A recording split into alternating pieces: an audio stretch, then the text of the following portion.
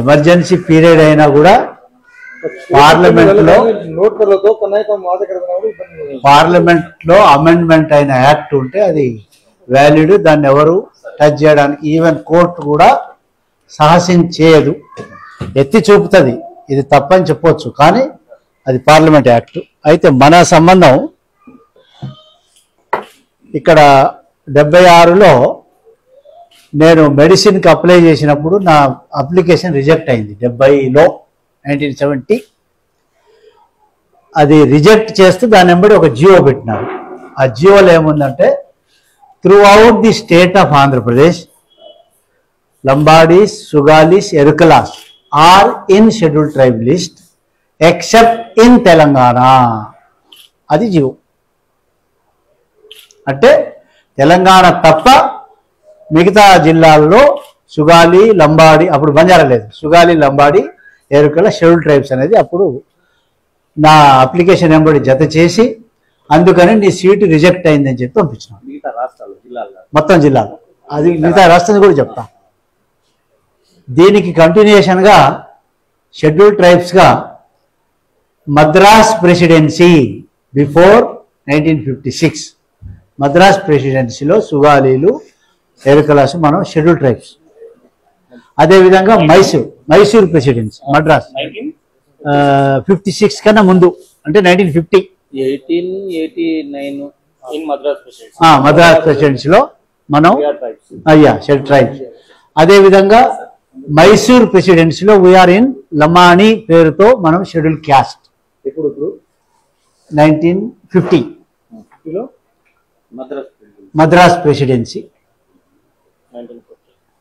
అంటే ఇది 50 కావచ్చును, బిఫోర్ ఇండిపెండెన్స్ కూడా కావచ్చు, ప్రెసిడెన్సీ ఉన్నప్పుడు. అది అయితే ఇండిపెండెన్స్ వచ్చిన తర్వాత ఆంధ్రప్రదేశ్ ఏర్పడింది, కర్ణాటక ఏర్పడింది. అప్పుడు షెడ్యూల్డ్ ట్రైబ్స్గా వాళ్ళు అక్కడ లమాణి, ఇక్కడ లంబాడి, సుగాలి అండ్ ఎరుకల. ఇది యాక్చువల్ ఫౌండేషన్. తదుపరి 1956లో భాషా సంయుక్త రాష్ట్రాలు ఏర్పడినాయి.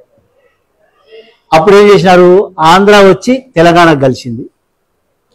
మన తెలంగాణ నిజాం స్టేట్ నుంచి మహారాష్ట్రకు 5 జిల్లాలు పోయినాయి. మన నుంచి పోయిన జిల్లా వాళ్ళు డినోటిఫైడ్ ట్రైబ్ అయిపోయినారు.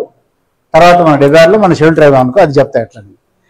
సో 56లో భాషా సంయుక్త రాష్ట్రాల వల్ల మనం యాడ్ అయినప్పుడు మనల్ని యాడ్ చేయలే, మనల్ని గుర్తించలే. దో నిజాం పీరియడ్లో కూడా మనం షెడ్యూల్డ్ ట్రైబ్స్, నిజాం లెక్క ప్రకారం షెడ్యూల్డ్ ట్రైబ్స్గా ఉన్నాం మనం. కానీ ఈ ఇండిపెండెన్స్ వచ్చిన తర్వాత ఆ యాక్ట్లో మనం లేవు. ఆ సందర్భంగా 1956లో రాజేష్ అడిగినట్లుగా ఆంధ్రప్రదేశ్ ఇన్ ఆంధ్ర రీజియన్, ఆంధ్రప్రదేశ్లో ఆంధ్ర రీజియన్, ఒడిస్సా రాసుకోండి, ఒడిస్సా, బీహార్, జార్ఖండ్, వెస్ట్ బెంగాల్, ఇక్కడ షెడ్యూల్డ్ ట్రైబ్స్ మనం. ఆంధ్రప్రదేశ్లో ఆంధ్ర రీజియన్, ఒడిస్సా, బీహార్, అప్పుడు బీహార్ జార్ఖండ్ ఒకటే ఉండే, తర్వాత జార్ఖండ్ అయింది, బీహార్ అండ్ వెస్ట్ బెంగాల్. బంజారాస్ అని ఉంది, లంబాడి లేదు అక్కడ. సో ఇది యాక్చువల్ ఒరిజినల్. తర్వాత అండర్ ఎస్టీ కేటగిరీ ఈ స్టేట్లలో. దెన్ కర్ణాటక మన నుంచి పోయిన జిల్లాలు వదిలేసి 4 జిల్లాలు అక్కడ కలిసినాయి, అవి వదిలేసి షెడ్యూల్డ్ క్యాస్ట్లో ఉన్నారు. 1956లో షెడ్యూల్డ్ క్యాస్ట్ ఇన్ కర్ణాటక. అదే like wise Karnataka, Himachal Pradesh Banjara scheduled caste. అదేవిధంగా ఢిల్లీ షెడ్యూల్డ్ క్యాస్ట్. ఇది యాక్చువల్ ఒరిజినల్గా మనం ఆ టైంలో ఎక్కడ ఉన్నాము అనేది ఇది ఒక పాయింట్.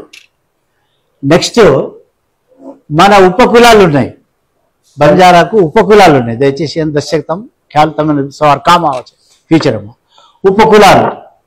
बामणिया बंजारा अपना जो, बाजीगर बंजारा अपना जो, बादी बंजारा अपना जो, सिरकी बंद बंजारा का तो ये अपन सरकिर सादरी का बड़ा लोड़ी, ब्रिजवासी बंजारा ब्रिज का तो गावड़ी चरा वो भी अपना, ग्वाल बंजारा ये सिनानिम शेड्यूल कास्ट है सर. कत उत्तर प्रदेश, पंजाब, हरियाणा, జమ్మూ కాశ్మీర్ ఇక్కడ షెడ్యూల్ కాస్ట్లో ఉన్నారు. కానీ బంజారా శబ్దం లేదు అక్కడ. బంజారా సబ్ శిననించ వచ్చే ఇట్లా ఇది యాక్చువల్ 56లో జరిగినటువంటి తతంగం. తదుపరి నేను చెప్పినట్లుగా ఎప్పుడైతే నాకు జియో వచ్చిందో ఆ జియో పట్టుకొని ఇక అప్పుడు సరే ఏదో జరిగింది అయిపోయింది. అది మనం 76లో యాక్ట్ చెప్తాను ఇప్పుడు. అదే యాక్ట్ చెప్పబోతున్నా. అదే yes 108 of 1976 Parliament Amendment Order. Parliament Amendment Order for the inclusion and exclusion from lists of scheduled caste, scheduled tribes of criteria and for the readjustment of representation of constituencies అని ఇచ్చినారు. అయితే ఈ act ఏంటిదంటే throughout the స్టేట్లో ఉన్నటువంటి ఎక్కడైతే except అని ఉందో ఆ ఎక్సెప్ట్ అనే వర్డ్ తొలగించినారు. ఎక్సెప్ట్ తెలంగాణ రీజన్ అన్నారు కదా, ఆ ఎక్సెప్ట్ని తొలగించినారు. తొలగించగానే ఆటోమేటిక్గా మొత్తం స్టేట్లో మనం షెడ్యూల్ ట్రైబ్ అయిపోయినాం. आता दी पॉइंट है एक जगह इंक्लूड की देखो नहीं. अरे you are already there in 6 states part of the Andhra Pradesh and other state అంటే షెడ్యూల్ ట్రైబ్స్ జరగాలి. తర్వాత ఏరియా నిబంధన తొలగిస్తే మీరు షెడ్యూల్ ట్రైబ్స్ అయిపోతారు అనేది దీని మీనింగ్. కానీ this is for inclusion and exclusion. This act 108 of 1976 parliament ఇది మన ప్రెసిడెంట్ అసెంట్ ఏమో 18th September నాడు జరిగింది.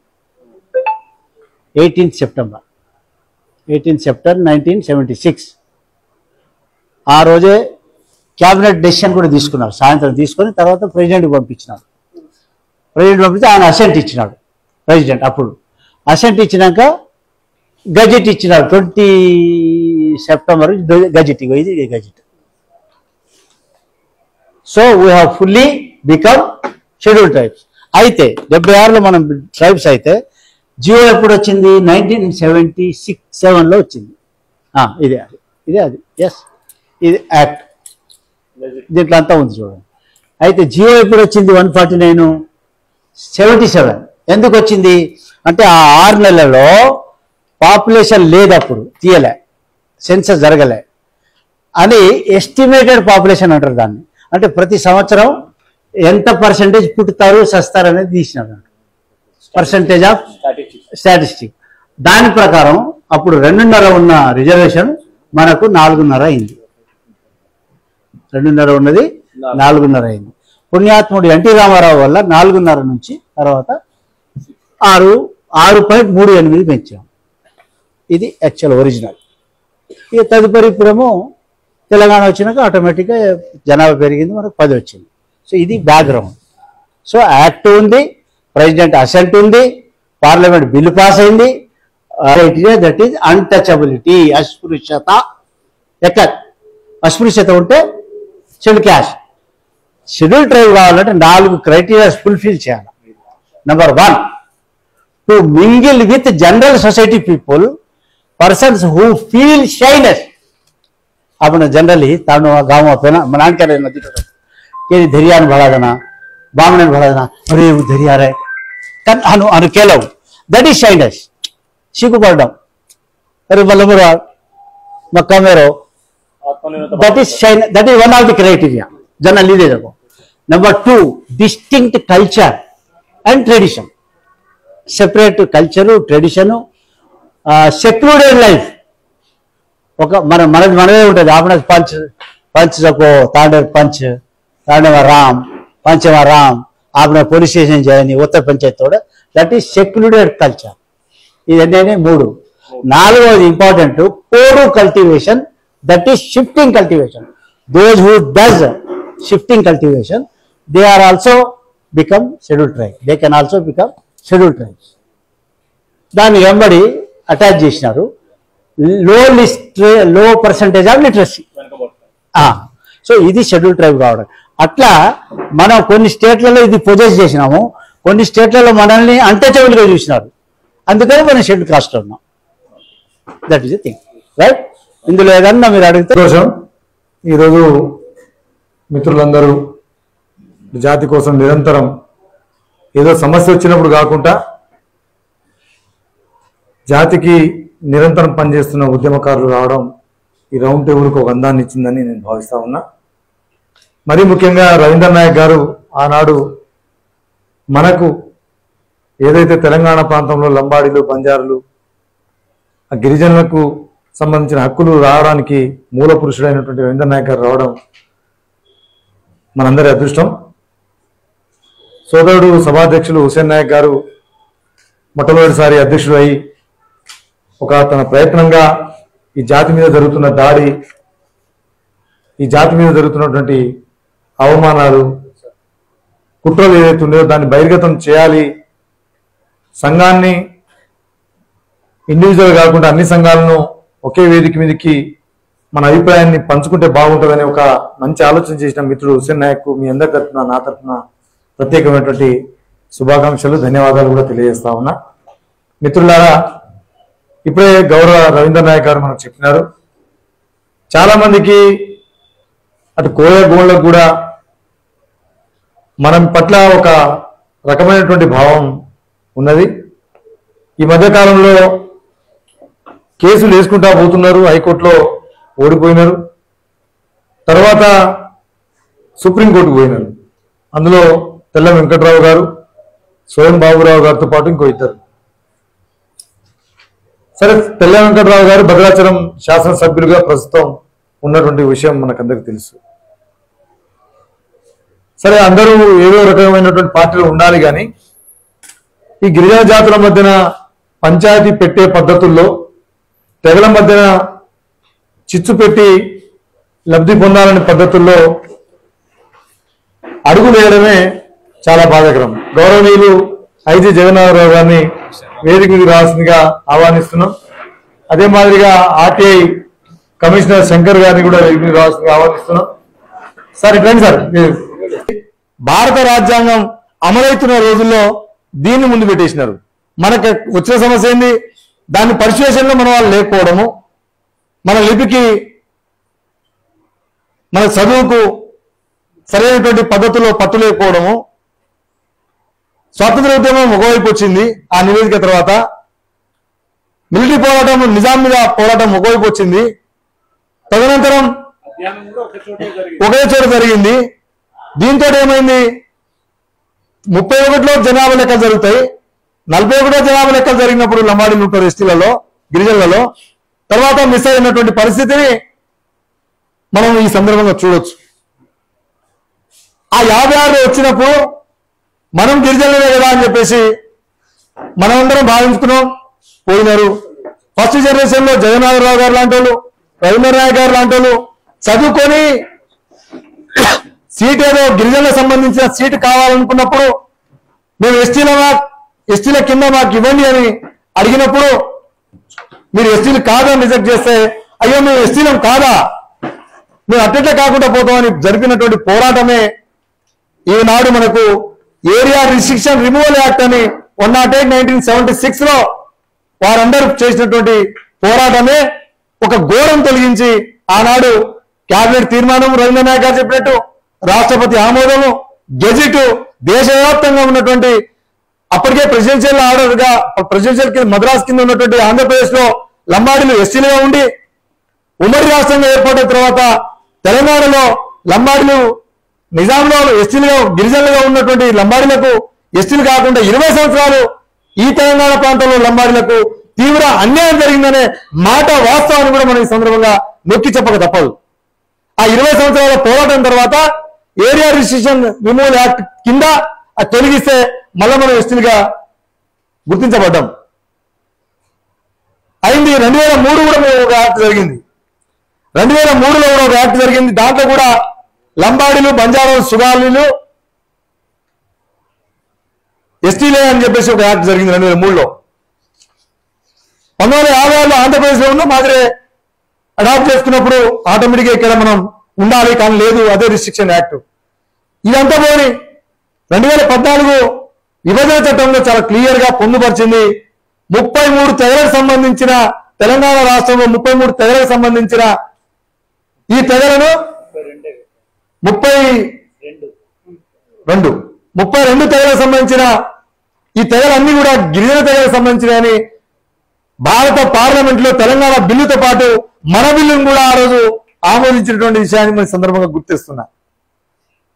ఇంత పకడ్బందీగా ఉన్న తర్వాత, ఇంత అద్భుతమైనటువంటి ప్రయాణం మన జాతికి ఉన్న తర్వాత మనకు జరిగిన అన్యాయము, ఆ 20 సంవత్సరాలు మనం కోల్పోయిన నష్టము, మనకు జరిగిన అన్యాయము, ఐటీడీఏల ద్వారా వేల కోట్ల రూపాయలు వచ్చినాయి. ఆ 20 సంవత్సరాల కాలంలో ఐటీడీఏల ద్వారా తెలంగాణ ప్రాంతానికి గిరిజనులకు సంబంధించి వేల కోట్ల రూపాయలు వచ్చినాయి. అందులో ఒక్క రూపాయి కూడా లంబాడి బిడ్డ తినలేదు. అప్పుడు ఎమ్మెల్యేలు కూడా మొత్తం వాళ్ళే. అప్పుడు మన వాళ్ళకి ఎమ్మెల్యే అవకాశం లేదు, మంత్రులు వాళ్ళే, అవకాశం లేదు మనకు. కలెక్టర్లు కూడా వాళ్ళే చేశారు. మొత్తం వాళ్ళు చేసి 20 సంవత్సరాలు లంబవాళ్ళు లేనప్పుడు ఎంత గొప్పగా బాగుపడ్డారు. లంబవాళ్ళు వచ్చిన తర్వాత ఇప్పుడేం చెడిపోయారో చెప్పాలని సందర్భంగా నేను డిమాండ్ చేస్తున్నా. అప్పుడు మీరు బాగుపడేది మీ చేతులు మొత్తం ఆయుధం ఇచ్చి మొత్తం నడుపుకొని రాజ్యాన్ని నడుపుకొని మీ చేతులు ఆయుధం ఇచ్చినప్పుడు వేల కోట్ల రూపాయల ఆదాయం ఎట్టిపోయింది, మీ ఆదాయం, మీకు ఇచ్చిన ఆదాయం ఎట్టిపోయింది. మీ పదవులు చట్టసభల్లో చట్టాలు చేసేవాళ్ళు మీరే, మంత్రులు మీరే, ఎంపీలు మీరే చేస్తే మా లంబడోళ్ళు ఎవరు లేకుండే. మరి అప్పుడున్నటువంటి పరిస్థితుల్లో మీరేం బాగుపడ్డారు, మీరు ఎందుకు బాగుపడలేకపోయారు అనేది నాకున్న ప్రశ్న. ఇంకా మూర్ఖంగా ఏం మాట్లాడుతున్నారు? లంబాడీలు దోచుకో తింటున్నారు, అక్రమం వచ్చు సక్రమం వచ్చు. ఇక రమ్ముడి, ఎవరికైనా అనుమానాలు ఉంటే ఏ వేదిక కంటే ఆ వేదికకు మేము రావడానికి సిద్ధం. మా దగ్గర ఉన్న ఆధారం మేము కొత్తగా సృష్టించిన ఆధారం కాదు, భారత ప్రభుత్వం దగ్గర ఉన్న ఆధారమే, రాష్ట్ర ప్రభుత్వం దగ్గర ఉన్న ఆధారమే మేము తీసుకొచ్చి చూపిస్తాం. మేము గిరిజనులు నిన్నమో వచ్చేది కాదు, 76లో వచ్చింది అసలే కాదు, 1931 జనాభా లెక్కల్లో ఉన్నాం. గిరిజనులుగా మేము లంబాడిలో నిన్నమో వచ్చింది కానే కాదు. మమ్మల్ని అవమానిస్తున్నారు. ఎంత ఘోరంగా అంటే ఈ సమాజం మొత్తం కూడా మొత్తం వాళ్ళ సొమ్ము మీరే దోసుకొస్తున్నారట. అంటే ఒక రకమైనటువంటి భయంకరమైన అవమానానికి, అంటే అందరు కలిసి ఉన్నా లంబాడీలు ఎవరైనా కలిస్తే వాళ్ళ సొమ్ము మొత్తం మీరే తింటున్నాడు కదా. దాన్ని ఏం ఫీలింగ్ అనాలో తెలియదు కానీ మనసు చచ్చిపోతుంది, మనసు గాయపడుతుంది. ఈ జాతిలో పుట్టినందుకు అవమానపడుకుంటా మీరు ఇచ్చే అరకొర మొత్తం కూడా ఇవ్వట్లేదు. కష్టపడి చదువుకొని మా టాలెంట్ మీద మేము అడుగులేస్తుంటే మా మీద ఇన్ని కుట్రలు చేస్తానికి మీ వెనకాల నడుపుతున్న శక్తులకు హెచ్చరిక చేయదలుచుకున్నాం. వదిలిపెట్టాం బిడ్డ, వదిలిపెట్టే సవాలే లేదు. పాతాళానికి తొక్కకపోతే లంబాడీల శక్తిని చూపించకపోతే లంబాడి బిడ్డలు బతికి వేస్తే, పుట్టి వేస్తే, భవిష్యత్తులో ఉండడం వేస్తే. ఎందుకు చెప్తాం ఈ మాట? మేము అవమానాలు పడుతున్నాం. ఒకసారి 2 సార్లు ఎవరు చూస్తారు మీకు? ఉత్తరం వచ్చి భూముల మీద పోతారు, రిజర్వేషన్ తీశారంటారు. అసలు సుప్రీంకోర్టు కూడా ఏం రైట్స్ ఉన్నాయి? ఆర్టికల్ 342 ప్రకారమే ఈ గెజిట్ ఆమోదం జరిగినప్పుడు తీసేయడానికి సుప్రీంకోర్టుకు హైకోర్టుకు ఏమైనా పవర్స్ ఉంటాయా? సుప్రీంకోర్టు ఆ కేసు హైకోర్టులో కొట్టేసిన తర్వాత మొత్తం ఇవన్నీ చూడకుండానే ఎట్లా తీసుకుంటారు? అడ్మిట్ తీసుకుంటుంది. అంటే న్యాయ వ్యవస్థ కూడా మమ్మల్ని ఒక అండర్స్లో పంపించే పద్ధతులు ఉంటే ఎవరు చెప్పుకోవాలి? మేము ఇటు పొలిటికల్ పార్టీస్ మాకు సపోర్ట్ లేకుండా న్యాయ వ్యవస్థలో కూడా మీరు అంటే మేము కోర్టులో ఇంప్లీడ్ కావాలి. ఇంప్లీడ్ కావాలంటే ఇన్ని సంఘాలను మేము కూర్చున్నాం. లక్షల రూపాయలు సుప్రీంకోర్టు ఒకసారి ఢిల్లీ పోయి వస్తే ₹1,00,000 ఖర్చు అవుతుంది. ఎవరు ఎక్కడి నుంచి వస్తుంది? ఇప్పుడే కదా మొట్టమొదటి జనరేషన్ మా జాతి చూస్తున్నటువంటి పరిస్థితి. మేము కాదు అని చెప్పడానికి మీ దగ్గర ఉన్న ఆధారం అంత తూత్పాలిస ఆధారం. మేము అవుననేది ఆధారం ప్రభుత్వం దగ్గర ఉంది. ఈ ప్రభుత్వాలకు కూడా నేను డిమాండ్ చేస్తున్నా, రిక్వెస్ట్ చేస్తున్నా. ఇప్పుడున్న కాంగ్రెస్ పార్టీ ప్రభుత్వం రేవంత్ రెడ్డి గారికి ఈ ప్రభుత్వం చాలా క్లియర్ గా లంబాడీలు గిరిజనులే అని చెప్పడానికి మీకు ఎంత సమయం కావాలో చెప్పండి. అవునా కాదా మీరు తేల్చి చెప్పండి. మేమేం బాధపడం. అయితే ఆ ఒడ్డు లేదా ఈ ఒడ్డు చాతనైతే మేము కొట్లాడతాం, కాదంటే ఊకుంటాం. కానీ ఊకే ఇక ఈ పెనుగులాట వద్దు మాకు. ఇక అయితేనేమో చెప్పేది మీరు కాదు పోయి ఉండ్రి మీరు జనరల్లో పోరంటే మేము మా శక్తి మేరకు మేము ఎట్లా పోరాటం చేయాలని చేసుకుంటాం. ఎస్, మీరు ఎస్టీలే గిరిజనులు అంటే మమ్మల్ని మీ సమానంగా గౌరవించండి. అందరికీ ఇస్తున్న మర్యాదలు మాకు సమానంగా మాకు కూడా గౌరవించండి. ఈ రాష్ట్రంలో మా జనాభా 40 లక్షల మంది గిరిజన జనాభా ఉంటే ఆ జనాభా లెక్కలు కూడా మీ ముందు పెట్టడానికి ప్రయత్నం చేస్తా. ఇక జనాభా లెక్కలో 65% మనం ఉన్నాం, లంబాడిలో ఉన్నాం. 65% లంబాడిలో ఉండి వాళ్ళు ఏమంటారు, ఏ కమిషన్ వేసింది? ఒక జాతిని కలపాలంటే, తెగని కలపాలంటే కమిషన్ ఉండాలి కదా. ఎస్టీ కమిషన్ ఆమోదం పలికిందా అని. సార్ మీకు తెలవాలి, గూగుల్ ఒకటే తెలుస్తుంది. 76లో ఏరియా రిస్ట్రిక్షన్ రిమూవల్ యాక్ట్ తీసినప్పుడు ఎస్సీ ఎస్టీ కమిషన్ ఏర్పాటు కాలే. ఇంకా ఏ కమిషన్ తోటి ఆమోదం జరుగుతుంది? గవర్నర్ గారికి రాష్ట్రపతి ఫోన్ చేస్తే చాలు. దాని తర్వాత 6 నెలల తర్వాత భారత పార్లమెంట్ లో బిల్లు పెడితే అయిపోద్ది. ఇది ప్రయోజనం ఉంది రాష్ట్రపతి గారికి. తను ఏ తెగలైనా తీసుకోవచ్చు, తీసేయచ్చు అన్న పవర్ 6 నెలల వరకు ఆయన తీసుకున్న డిసిషన్ భారత పార్లమెంట్ లో బిల్లు పడేంత వరకు ఉంటుంది అవకాశం. మాకు అన్ని రకాల అవకాశాలు ఉండి కూడా మమ్మల్ని ఎందుకు ఇబ్బంది పెడుతున్నారు? దట్టు ఇందిరమ్మ రాజ్యం, ఇందిరమ్మ ఆనాడు మాకు ఈ అవకాశం కల్పించిందని మేము అందరం ఆనందపడుతున్నాం. ఇందిరమ్మ రాజ్యంలో మమ్మల్ని మా మీద హీరో వాళ్ళకుండా చూసుకోవాల్సిన బాధ్యత కూడా ఇందిరమ్మ రాజ్యం అని పేరు చెప్పుకుంటున్న రేవంత్ రెడ్డి గారిది లేదా? ఎందుకు స్వయం బాబురావు గారిని, తెల్ల వెంకటరావు గారిని విచ్చలవిడిగా వదిలిపెడితే మీకు తెలియకుండా జరిగితే మా లంబాడి బిడ్డలు మరి గాజులు వేసుకొని చేతులు కరుచుకొని మీ పాటలో మా లంబాడి ప్రజాప్రతినిధులు మరి ఏం చేస్తున్నట్టు? వాళ్ళు కూడా ఏదో స్పందన ఇవ్వాలి కదా, ఏదో మాట మాట్లాడాలి కదా, బయటకు వచ్చి ఏదో ఒక విషయం చెప్పాలి కదా. ఎందుకు మాట్లాడలేదు? అంటే రాజకీయ ప్రయోజనం పొందే అవకాశం ఉన్నటువంటి అంశం కాబట్టి, దీని ద్వారా ఏ పార్టీకి లాభం జరగాలి, ఏ పార్టీకి నష్టం చేయాలనో అంశం ముడిపడి ఉన్నది కాబట్టి ఈ సమస్యను మళ్ళా తెర మీదకి తెచ్చి సుప్రీంకోర్టులో మా కేసును బంతిని వదిలిపెడితే ఊకుంటామా? ఊకునే ముచ్చటే లేదు. మా సంఘాలందరికీ నా రిక్వెస్ట్, జల్లికట్టు ఉద్యమంలో సుప్రీంకోర్టు తీర్పు వ్యతిరేకంగా వస్తే లక్షల మంది రోడ్డెక్కిరు, సెలబ్రిటీస్, రాజకీయ నాయకులు అందరూ వచ్చేసారు. జల్లికట్టు ఉద్యమం నిర్వహించొద్దని చెప్పేసి సుప్రీంకోర్టు తీర్పిస్తే మీరు ఎట్టడే జల్లికట్టు ఉద్యమాన్ని మీద వ్యతిరేకంగా తీర్పిస్తారని రోడ్డెక్కే ప్రజలు సుప్రీంకోర్టు మేము దీన్ని మళ్ళా పరిశీలిస్తాం, జల్లికట్టు ఉద్యమం జాగ్రత్త చేసుకోండి అని చెప్పి సుప్రీంకోర్టుకి దిగి వచ్చినటువంటి పరిస్థితి. ఇది ప్రజా చైతన్యం. ఒకవైపు ప్రజా చైతన్యం, రెండో వైపు న్యాయ పోరాటం. ఈ ప్రజా చైతన్యాన్ని మనం తీసుకురాకపోతే అన్ని రాజకీయ పార్టీలు మనతో ఆడుకుంటాయి. తెలంగాణ రాష్ట్రంలో అత్యధిక కమ్యూనిటీలో ఒకటి ముస్లిం, 2 ముదిరాజు, 3 లంబాడి బిడ్డలు. ఈ రాష్ట్రం మొత్తంలో మొన్న చేసినటువంటి కులగణనలో మనకు వచ్చినటువంటి రిపోర్టు 3వ స్థానంలో లంబాడీలు ఉండేసరికి భవిష్యత్తు లంబాడీలు ఇంటి పేరే నాయకు, ఇప్పుడున్న సిచ్యువేషన్ ఉండదు, ఈ రాష్ట్రాన్ని భవిష్యత్తు ఏలటోలో లంబాడీలు అనే ఒక భయం పాలకవర్గాలకు ఉండొచ్చు, పార్టీలకు ఉండొచ్చు. ఆ భయంతో మన మధ్యన పంచాయతీ పెడుతున్నారు. మనము గిరిజన తెగలందరికీ రక్షణ కవచం. లంబాడీలు లేకపోతే గిరిజన తెగలకు రక్షణ లేదు, ఇది వాస్తవం. మనం మిగతా 32 తెగలకు రక్షణ కవచంగా ఉండాల్సిన మనం, అందుకనే ఓపికతో ఉన్నాం. ఈ తెగల మధ్యన పంచాయతీ పెట్టి లాభం పడాలని రాజకీయం చేస్తున్న ప్రతి ఒక్కరికి ఈ సందర్భంగా మనం హెచ్చరించక తప్పదు. ఒక ఉమ్మడిగా ఒక జేఏసీని, ఒక న్యూట్రల్ పర్సన్ పెట్టుకొని అవసరమైతే జిల్లాలు మొత్తం బస్ యాత్రలు చేసుకుంటా, చలో హైదరాబాద్ ప్రదర్శన చేసుకుంటా. ఒకవైపు ఈ ప్రజా చైతన్యం, ఇంకోవైపు న్యాయ పోరాటం. దీనికి మీ యొక్క అభిప్రాయాన్ని, మీ యొక్క ఆలోచనను, మీ యొక్క భాగస్వామ్యాన్ని మనస్ఫూర్తిగానే ఇస్తారని, దీనికి సంబంధించిన ఏ రకమైనటువంటి అంశాలు వచ్చినా భవిష్యత్తులో మనందరం కలిసి ఇదే పద్ధతుల్లో ఎదుర్కోవడానికి జాగ్రత్తగా ఉండాలని ముఖ్యమంత్రి గారు కూడా నేను విజ్ఞప్తి చేస్తున్నా. దయచేసి వాళ్ళను పార్టీపరమైనటువంటి చర్యలు ఏమన్నా తీసుకోవాల్సిందిగా మేము డిమాండ్ చేస్తున్నాం. గిరిజన తెగల మధ్యన పంచాయతీ పెడితే మళ్ళీ ఆస్తి నష్టం, ప్రాణ నష్టం ఈ జాతుల మధ్యన జరిగితే పూర్తి బాధ్యత ఈ రాష్ట్ర కేంద్ర ప్రభుత్వాలని ఈ సందర్భంగా హెచ్చరిస్తూ, ఈ సమావేశంలో మనకు సంబంధించిన గొప్ప విషయాలు ఏమైనా ఉంటే మన ఈ జాతి ప్రజలకు, మన తెగలకు సంబంధించిన తోటి సోదరులకు కూడా చెప్పాలి. దీంట్లో ఇంకొక ముఖ్యమైన విషయాన్ని కూడా నేను ఈ సందర్భంగా చెప్పకపోతే దాచుకోవాలనుకుంటున్నా, కానీ తప్పట్లేదు. చెప్పకపోతే కూడా నష్టం జరుగుతుంది. లోకూర్ కమిషన్ ఒక అద్భుతమైన నివేదిక ఇచ్చింది 1969లో. లోకూర్ కమిషన్ నివేదిక ఇచ్చినప్పుడు రాజ్ గోండ్ అనేటోళ్ళు ఎస్టీలు ఈ దేశంలో ఎక్కడ కూడా లేరు. ఒక తెలంగాణ రాష్ట్రంలో ఆంధ్రప్రదేశ్లో తప్ప. ఆ రాజ్భవన్కి సంబంధించిన స్వయం బాబురావు అనే వ్యక్తి రాజ్గోండు ఏ రాష్ట్రంలో ఎస్టీలు ఉన్నదో చెప్పండి. మేము లంబాడిలో 4-5 రాష్ట్రాల్లో ఎస్టీలు ఉన్నట్టు మేము చూపిస్తాం.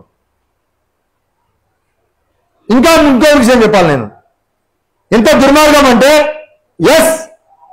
ఈ గిరిజన తెగల మధ్యన అసమానతలు ఉన్న మాట వాస్తవం నేను ఒప్పుకుంటున్నా. దీంట్లో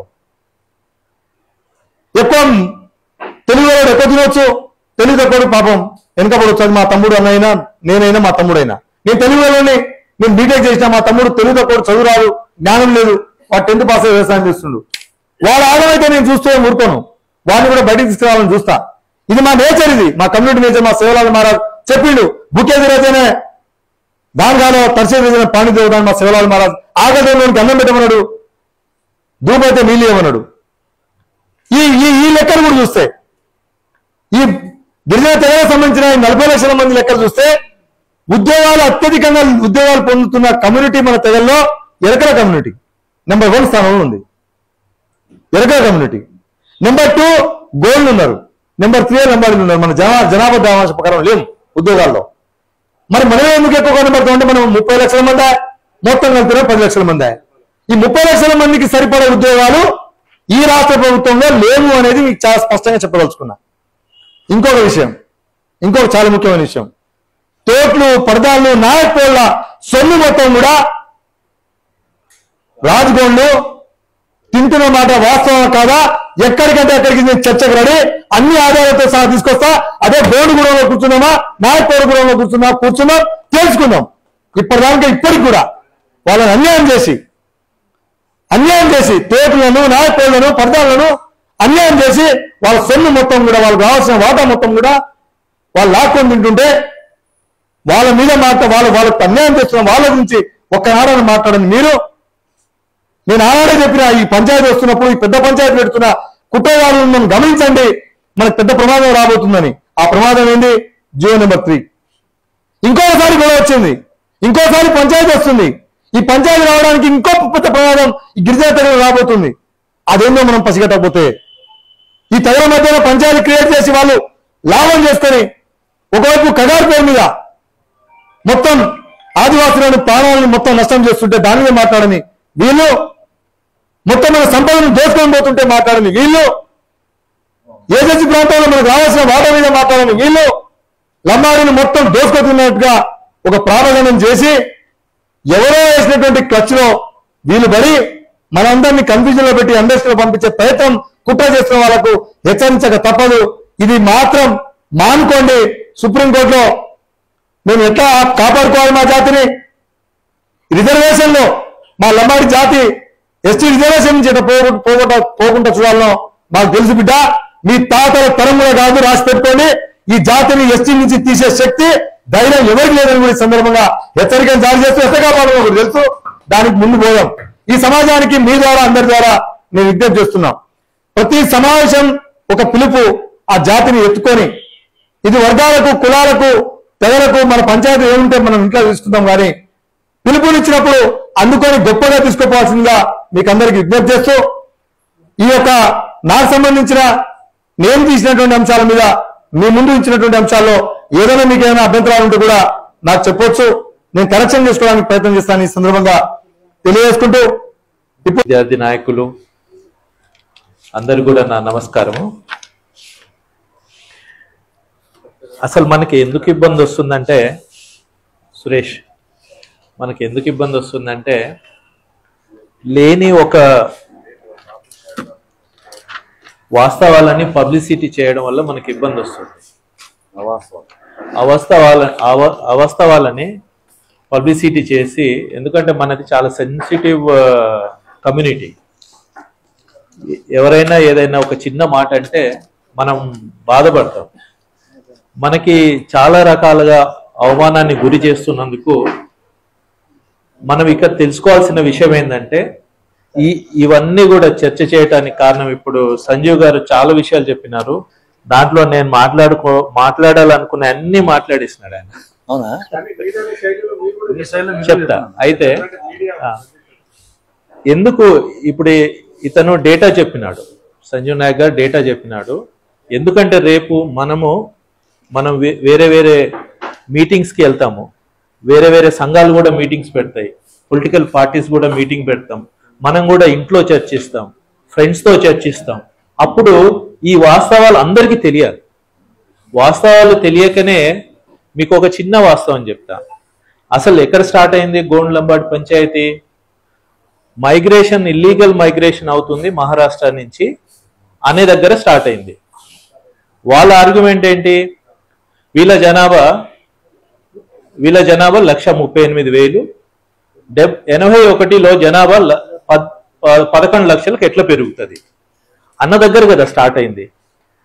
అయితే చాలా మందికి తెలియక అప్పటికప్పుడు నిజంగా ఇంత పెద్ద మైగ్రేషన్ అయిందా అనేది తెలియక, అంటే మనం నమ్మలేదు కానీ వేరే వాళ్ళు నమ్మినారు అది.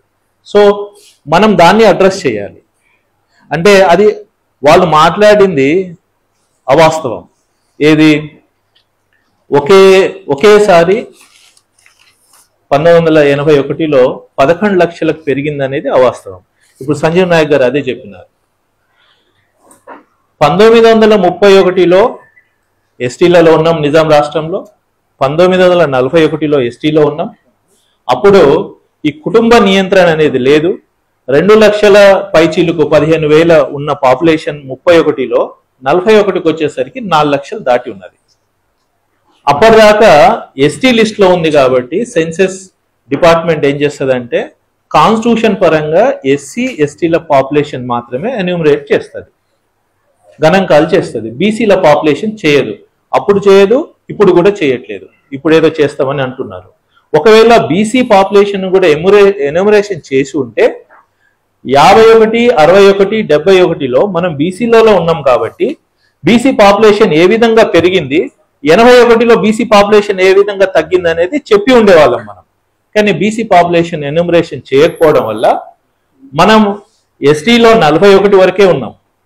ఈ 41 నుంచి 51, 50 నుంచి 61, 61 నుంచి 71 పెరిగిన పాపులేషన్ అంతా కూడా 81లో కలిపేసరికి 11 లక్షలు దాటింది. ఈ వాస్తవం మనం ప్రజలకు చెప్పాలి. ఇక్కడే వాళ్ళు దాచిపెడతా ఉన్నారు.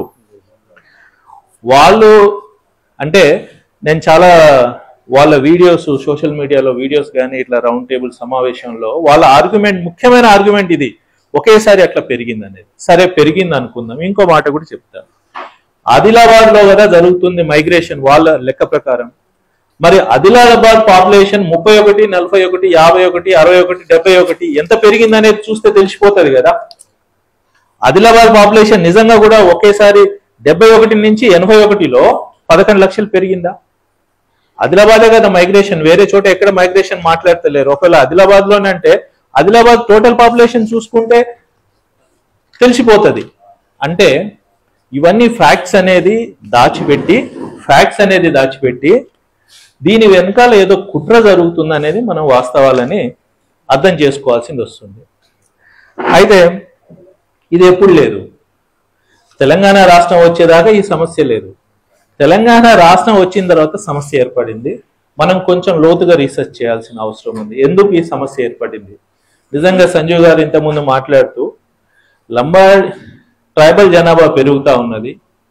ట్రైబల్ ఇప్పుడు మీరు ఏ ముఖ్యమంత్రి, గత ముఖ్యమంత్రి కానివ్వండి, ఈ ముఖ్యమంత్రి కానివ్వండి, ఎవరు మాట్లాడినా, ఏ మీటింగ్ లో మాట్లాడినా, ఏ పాలసీ గురించి మాట్లాడినా, దేని గురించి మాట్లాడినా తండాలు, గ్రామాలు అని అడ్రస్ చేస్తున్నారు. మీరు గమనించి ఉంటారు. అంటే తండాలు చాలా, అన్ని జిల్లాలలో తండాలు ఉన్నాయి. అన్ని తండాలలో కాదన్న పాపులేషన్ 500కు దాటి ఉంది. కాబట్టి ఈరోజు దాదాపు 1000 గ్రామ పంచాయతీలు కొత్తగా వచ్చినాయి. అంటే భవిష్యత్తులో వీళ్ళు, ఎందుకంటే మన కమ్యూనిటీ జీన్స్ పరంగా ఒకసారి చూస్తే చాలా యాక్టివ్ కమ్యూనిటీ, తర్వాత చాలా emerging community, adaptable community, transforming community. మనం ఈజీగా మన కల్చర్ని ట్రాన్స్ఫార్మ్ చేసుకుంటాం, మనం వేరే కల్చర్ని అడాప్ట్ చేసుకుంటాం. సో వీళ్ళకి కొంత రాజకీయంగా కానీ కొంత వీళ్ళకి అవేర్నెస్ ఉన్నది, విద్యాపరంగా కూడా మంచి తెలివితేటలు ఉన్నాయి. భవిష్యత్తులో ప్రమాదం ఉంది అని ఏమైనా ఆలోచిస్తున్నారా అనేది ఒక పెద్ద ఇది మనకి ఇప్పుడున్న ప్రశ్న.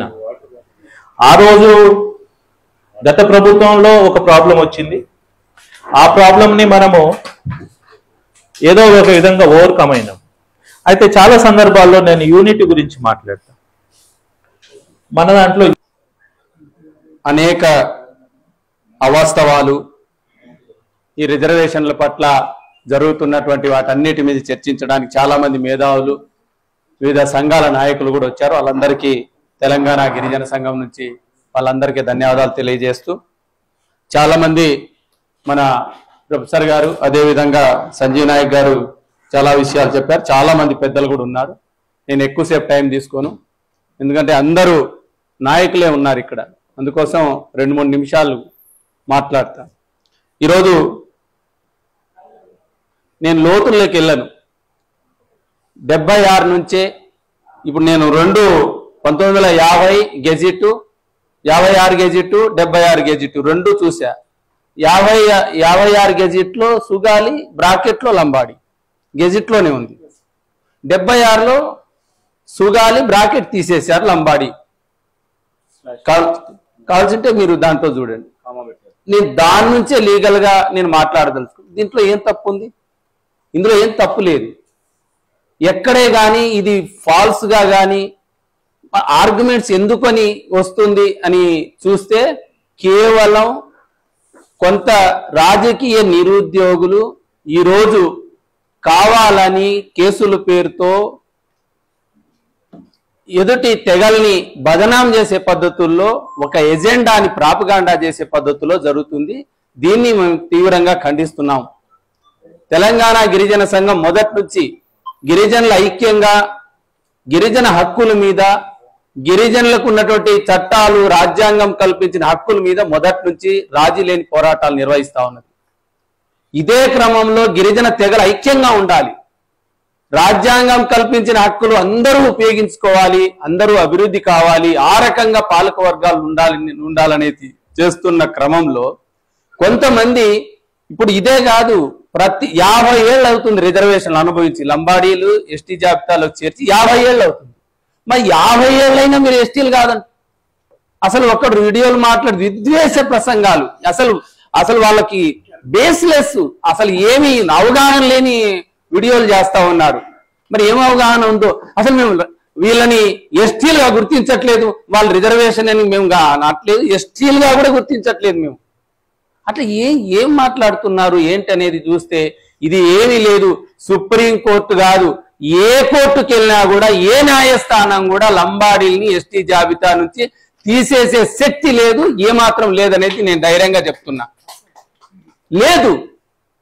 కానీ ఇది ప్రాపగాండా చేసి విద్వేషాలు రెచ్చగొట్టి రాజకీయంగా లబ్ధి పొందడానికి వ్యక్తుల పేరుతో దాని వెనకాల రాజకీయ పార్టీలు ఆడుతున్న నాటకంగా మేము భావిస్తా ఉన్నాం. మొదటి నుంచి ఇదే జరుగుతుంది. స్వయం బాబురావు గతంలో చేసింది కూడా పార్టీ లాభపడ్డది. స్వయం బాబురావు లాభపడలే. మీరు చూడండి, వ్యక్తిగా లాభపడలేదు, పార్టీగా లాభపడింది, పార్లమెంట్లో లాభపడింది, అసెంబ్లీలో లాభపడింది. కానీ ఈరోజు అదే వ్యక్తి ఈరోజు కాంగ్రెస్ లోకి వచ్చిండు. అదే వ్యక్తి కాంగ్రెస్ లోకి వచ్చి తిరిగి అదే విద్వేషాన్ని రెచ్చగొట్టి ఈరోజు చీల్చే పద్ధతుల్లో చేస్తా ఉన్నాడు. అంటే ఈరోజు పాలకులు ఈరోజు ఈ గిరిజనుల్ని చీల్చి, వాళ్ళు ఏదైతే గిరిజనులకు ఇచ్చిన హామీల్ని అమలు చేయకుండా, పోరాడకుండా, అడగకుండా ఇది దృష్టిని మరల్చడానికి ఈరోజు కుట్రపూరితంగా పాలక వర్గాలు వ్యవహరిస్తున్నాయని మొదటి నుంచి మేము నమ్ముతా ఉన్నాం. ఆ రకంగా ఇప్పుడు ప్రొఫెసర్ సార్ చెప్పారు, ఒక తెగ ఒక రాష్ట్రంలో ఎస్టీలుగా ఉంటే మిగిలిన రాష్ట్రాల్లో ఎస్టీలుగా లేదు. చాలా ఆ రాష్ట్రాల్లో గెజిట్ లో కూడా ఆ రాష్ట్రాల్లో ఉన్నటువంటి ఆర్థిక సమానతలతో పాటు ఆ రాష్ట్రంలో ఉన్నటువంటి భౌగోళిక పరిస్థితులు అనుగుణంగా జాబితాలు రూపొందిస్తాయి తప్ప ఇండియా మొత్తం ఒకే రకంగా ఉండదు. అలాంటప్పుడు సంతాలితిగా ఇందాక చర్చ జరిగింది, మన బిర్సా ముండా సంబంధించి సంతాలితేగా భారతదేశంలోనే అత్యధిక జనాభా కలిగిన సంతాలితేగా కొన్ని రాష్ట్రాల్లో ఎస్టీ జాబితాలో లేదు, బిల్ తెగ కొన్ని రాష్ట్రాల్లో లేదు. అందుకని నేను ఆ రాష్ట్రం ఈ రాష్ట్రం కాదు, ఆ రాష్ట్రంలో ఉన్నటువంటి ఎస్టీ జాబితాలో చేర్చిన తెగను పట్టుకొని ఎస్టీలు కాదు అనటువంటి రాజ్యాంగ ఉల్లంఘన కింద పాల్పడి వాళ్ళ మీద కేసులు బుక్ చేయాలి ప్రభుత్వాలను నేను డిమాండ్ చేస్తాను. వాళ్ళ మీద కేసులు బుక్ చేయాలి. ఆ రకంగా ఒక్కరి మీద కేసులు బుక్ చేసి ఎస్టీ తెగను పట్టుకొని ఎస్టీ జాబితాలు లేవు, ఎస్టీలో వీరు ఎస్టీలు కాదని అంటున్నారంటే వాళ్ళ మీద కేసులు బుక్ చేసి ఇంకోటి మాట్లాడు. ఆ రకంగా ఈ రాష్ట్ర ప్రభుత్వం చూడాలని నేను విజ్ఞప్తి చేస్తా ఉన్నా. దానితో పాటు ఈరోజు ప్రభుత్వం కాంగ్రెస్ ప్రభుత్వం అధికారంలో ఉంది.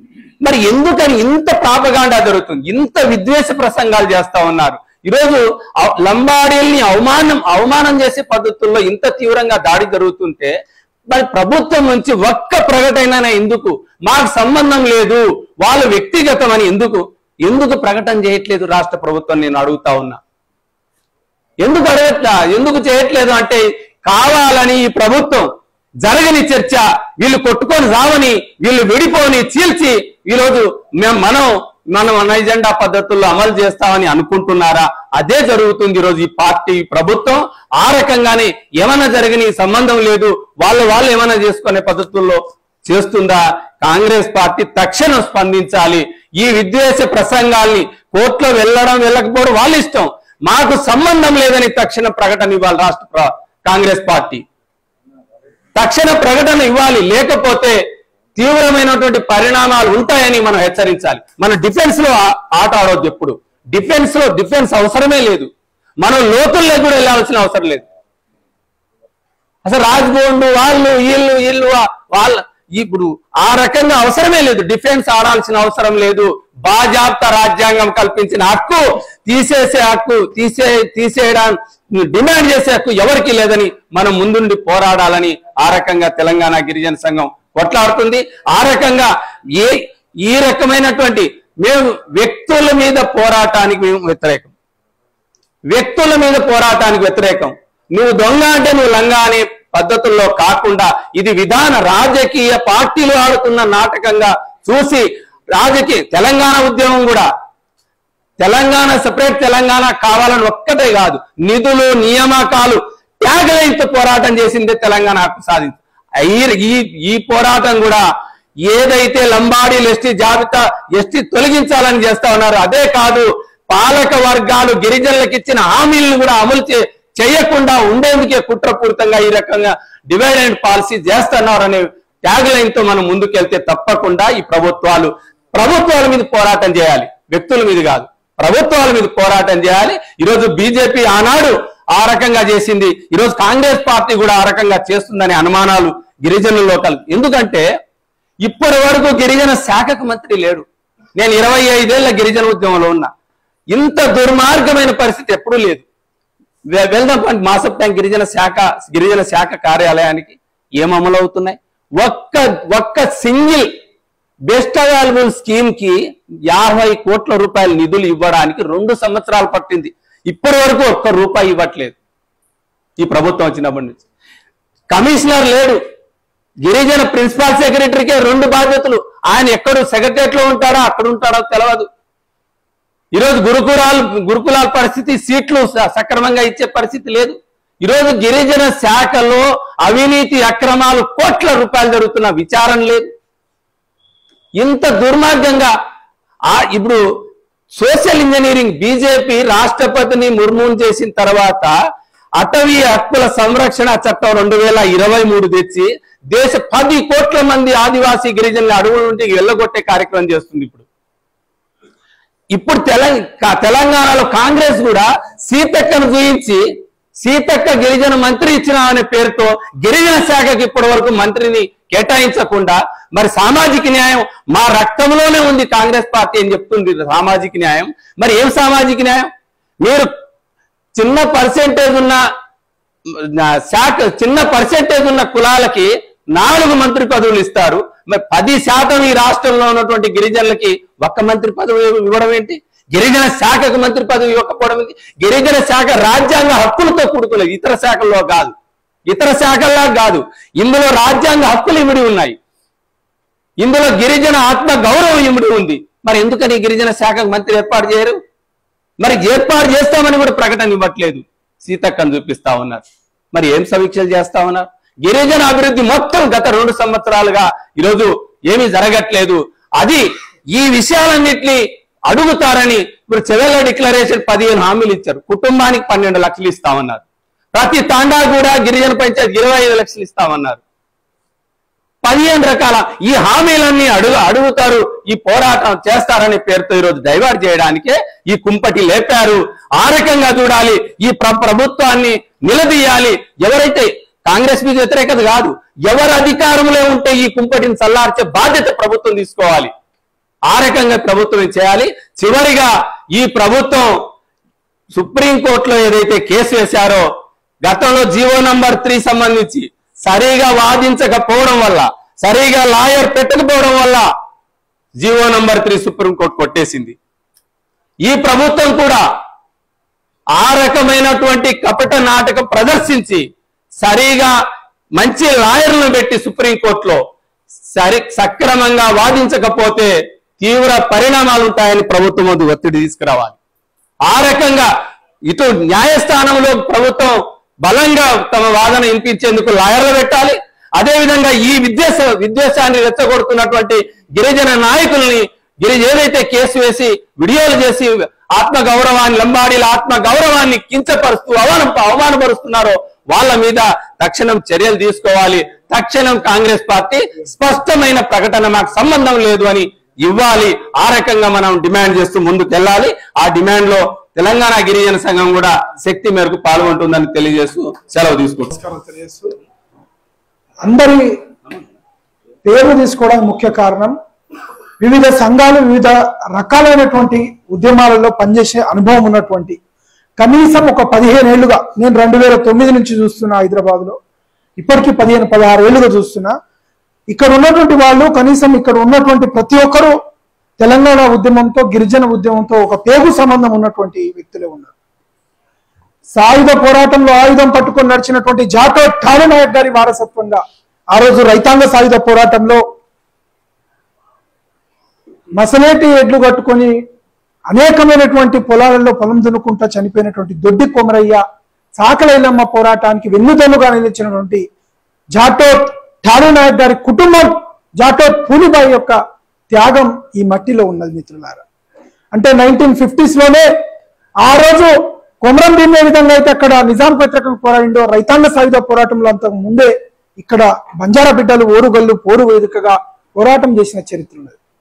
ఆ తర్వాత మరిదశ తెలంగాణ పోరాటంలో అన్ని సామాజిక వర్గాలతో పాటు ఈ మట్టి త్యాగపూరితమైనదని ఉస్మానియా యూనివర్సిటీలో, కాకతీయ యూనివర్సిటీలో బొజ్జా నాయకులకు, సుమన్ నాయక్ అనేక మంది ప్రాణత్యాగం చేసినాం, పోరాటం చేసినాం.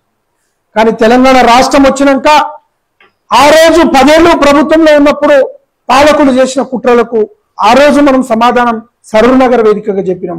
ఈ రోజు కూడా మళ్ళీ తిరిగి రేపో మాపో మళ్ళీ పరేడ్ గ్రౌండ్ సాక్షిగా మళ్ళీ తిరిగి సమాధానం చెప్పాల్సిన, ఎందుకంటే రాజ్యం ఎప్పుడు వీళ్ళ ఐక్యంగా అయితే రాజ్యాధికారం వైపుగా నడుస్తుందని ఒక అమెరికాలో ఒక స్కాలర్ చెప్పింది. సార్కు తెలుసు. ఆ స్కాలర్ అన్న మాట ఏంటంటే, ఎక్కడ నీరుంటే అక్కడికి పోయి కష్టపడి పనిచేసి ఇవాళ ఈ దేశంలో పాలకులుగా 83 ఎన్టీఆర్ తర్వాత కమ్మాసే విధంగా కష్టపడి భూమిని నమ్ముకొని, వ్యవసాయాన్ని నమ్ముకొని వచ్చారో, ఆ తర్వాత ఏ కమ్యూనిటీ నేను చూడలే కానీ బంజారా కమ్యూనిటీలో ఆ కష్టపడే తత్వం ఉన్నది, ఆ కష్టపడే గుణం ఉన్నది అని చెప్పి. ఎడారిలో వదిలేస్తే మట్టి అమ్ముకొని బతికం, సముద్ర తీరాన్ని అమ్మిస్తే మొత్తం ఉప్పు తీసుకొచ్చి ఉప్పు అని ఊరూరు తిరిగి అమ్ముకున్నాం.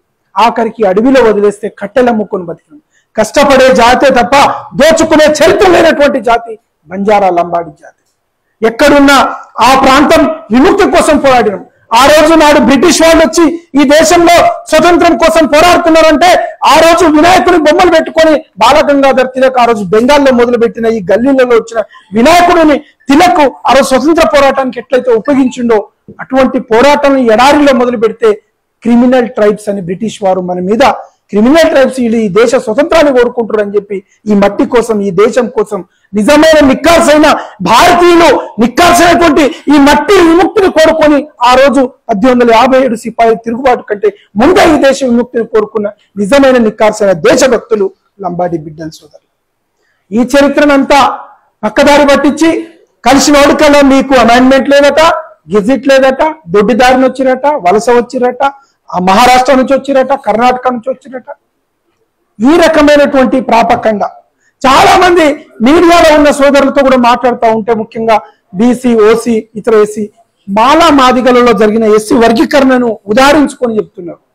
మాదిగలు ఎట్లయితే అన్యాయానికి గురైరో ఆదివాసులు మీ అమ్మటి. మాదిగ జనాభా ఏంది, ఆ మాలల జనాభా ఏంది? 70% మాదిగల జనాభా ఉంటే 30% మాలల జనాభా ఉంటే ఈ 30% తింటున్నారని చెప్పి వాళ్ళు పోరాటం చేశారు. కానీ ఇక్కడ మాదిగల లెక్క 70% లంబాడీలు, 30% ఆదివాసి. 70% లంబాడీలు ఉన్న వారిని నువ్వు మాలలతో 30% ఉన్న మాలలతో ఎట్లా పోలుస్తావు? ఇవాళ ఐటీడీఏలు ఉన్నాయి.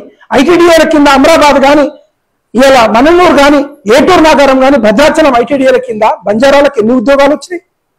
ఇవాళ ఎంతమంది టీచర్లు అవుతున్నారు, ఎంతమంది కానిస్టేబుల్ అవుతున్నారు, ఎంతమంది ఫారెస్ట్ ఆఫీసర్లు అవుతున్నారు? ఈ లెక్క వేద్దామా ఒకసారి?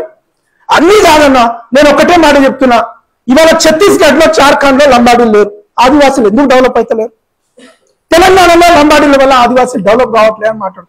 మరి ఛత్తీస్గఢ్ లో ఏమైంది? అక్కడ లంబాడీలు లేరు కదా, అక్కడ డెవలప్ కావచ్చు. జార్ఖండ్ లో ఏమైంది? మధ్యప్రదేశ్ లో ఏమైంది?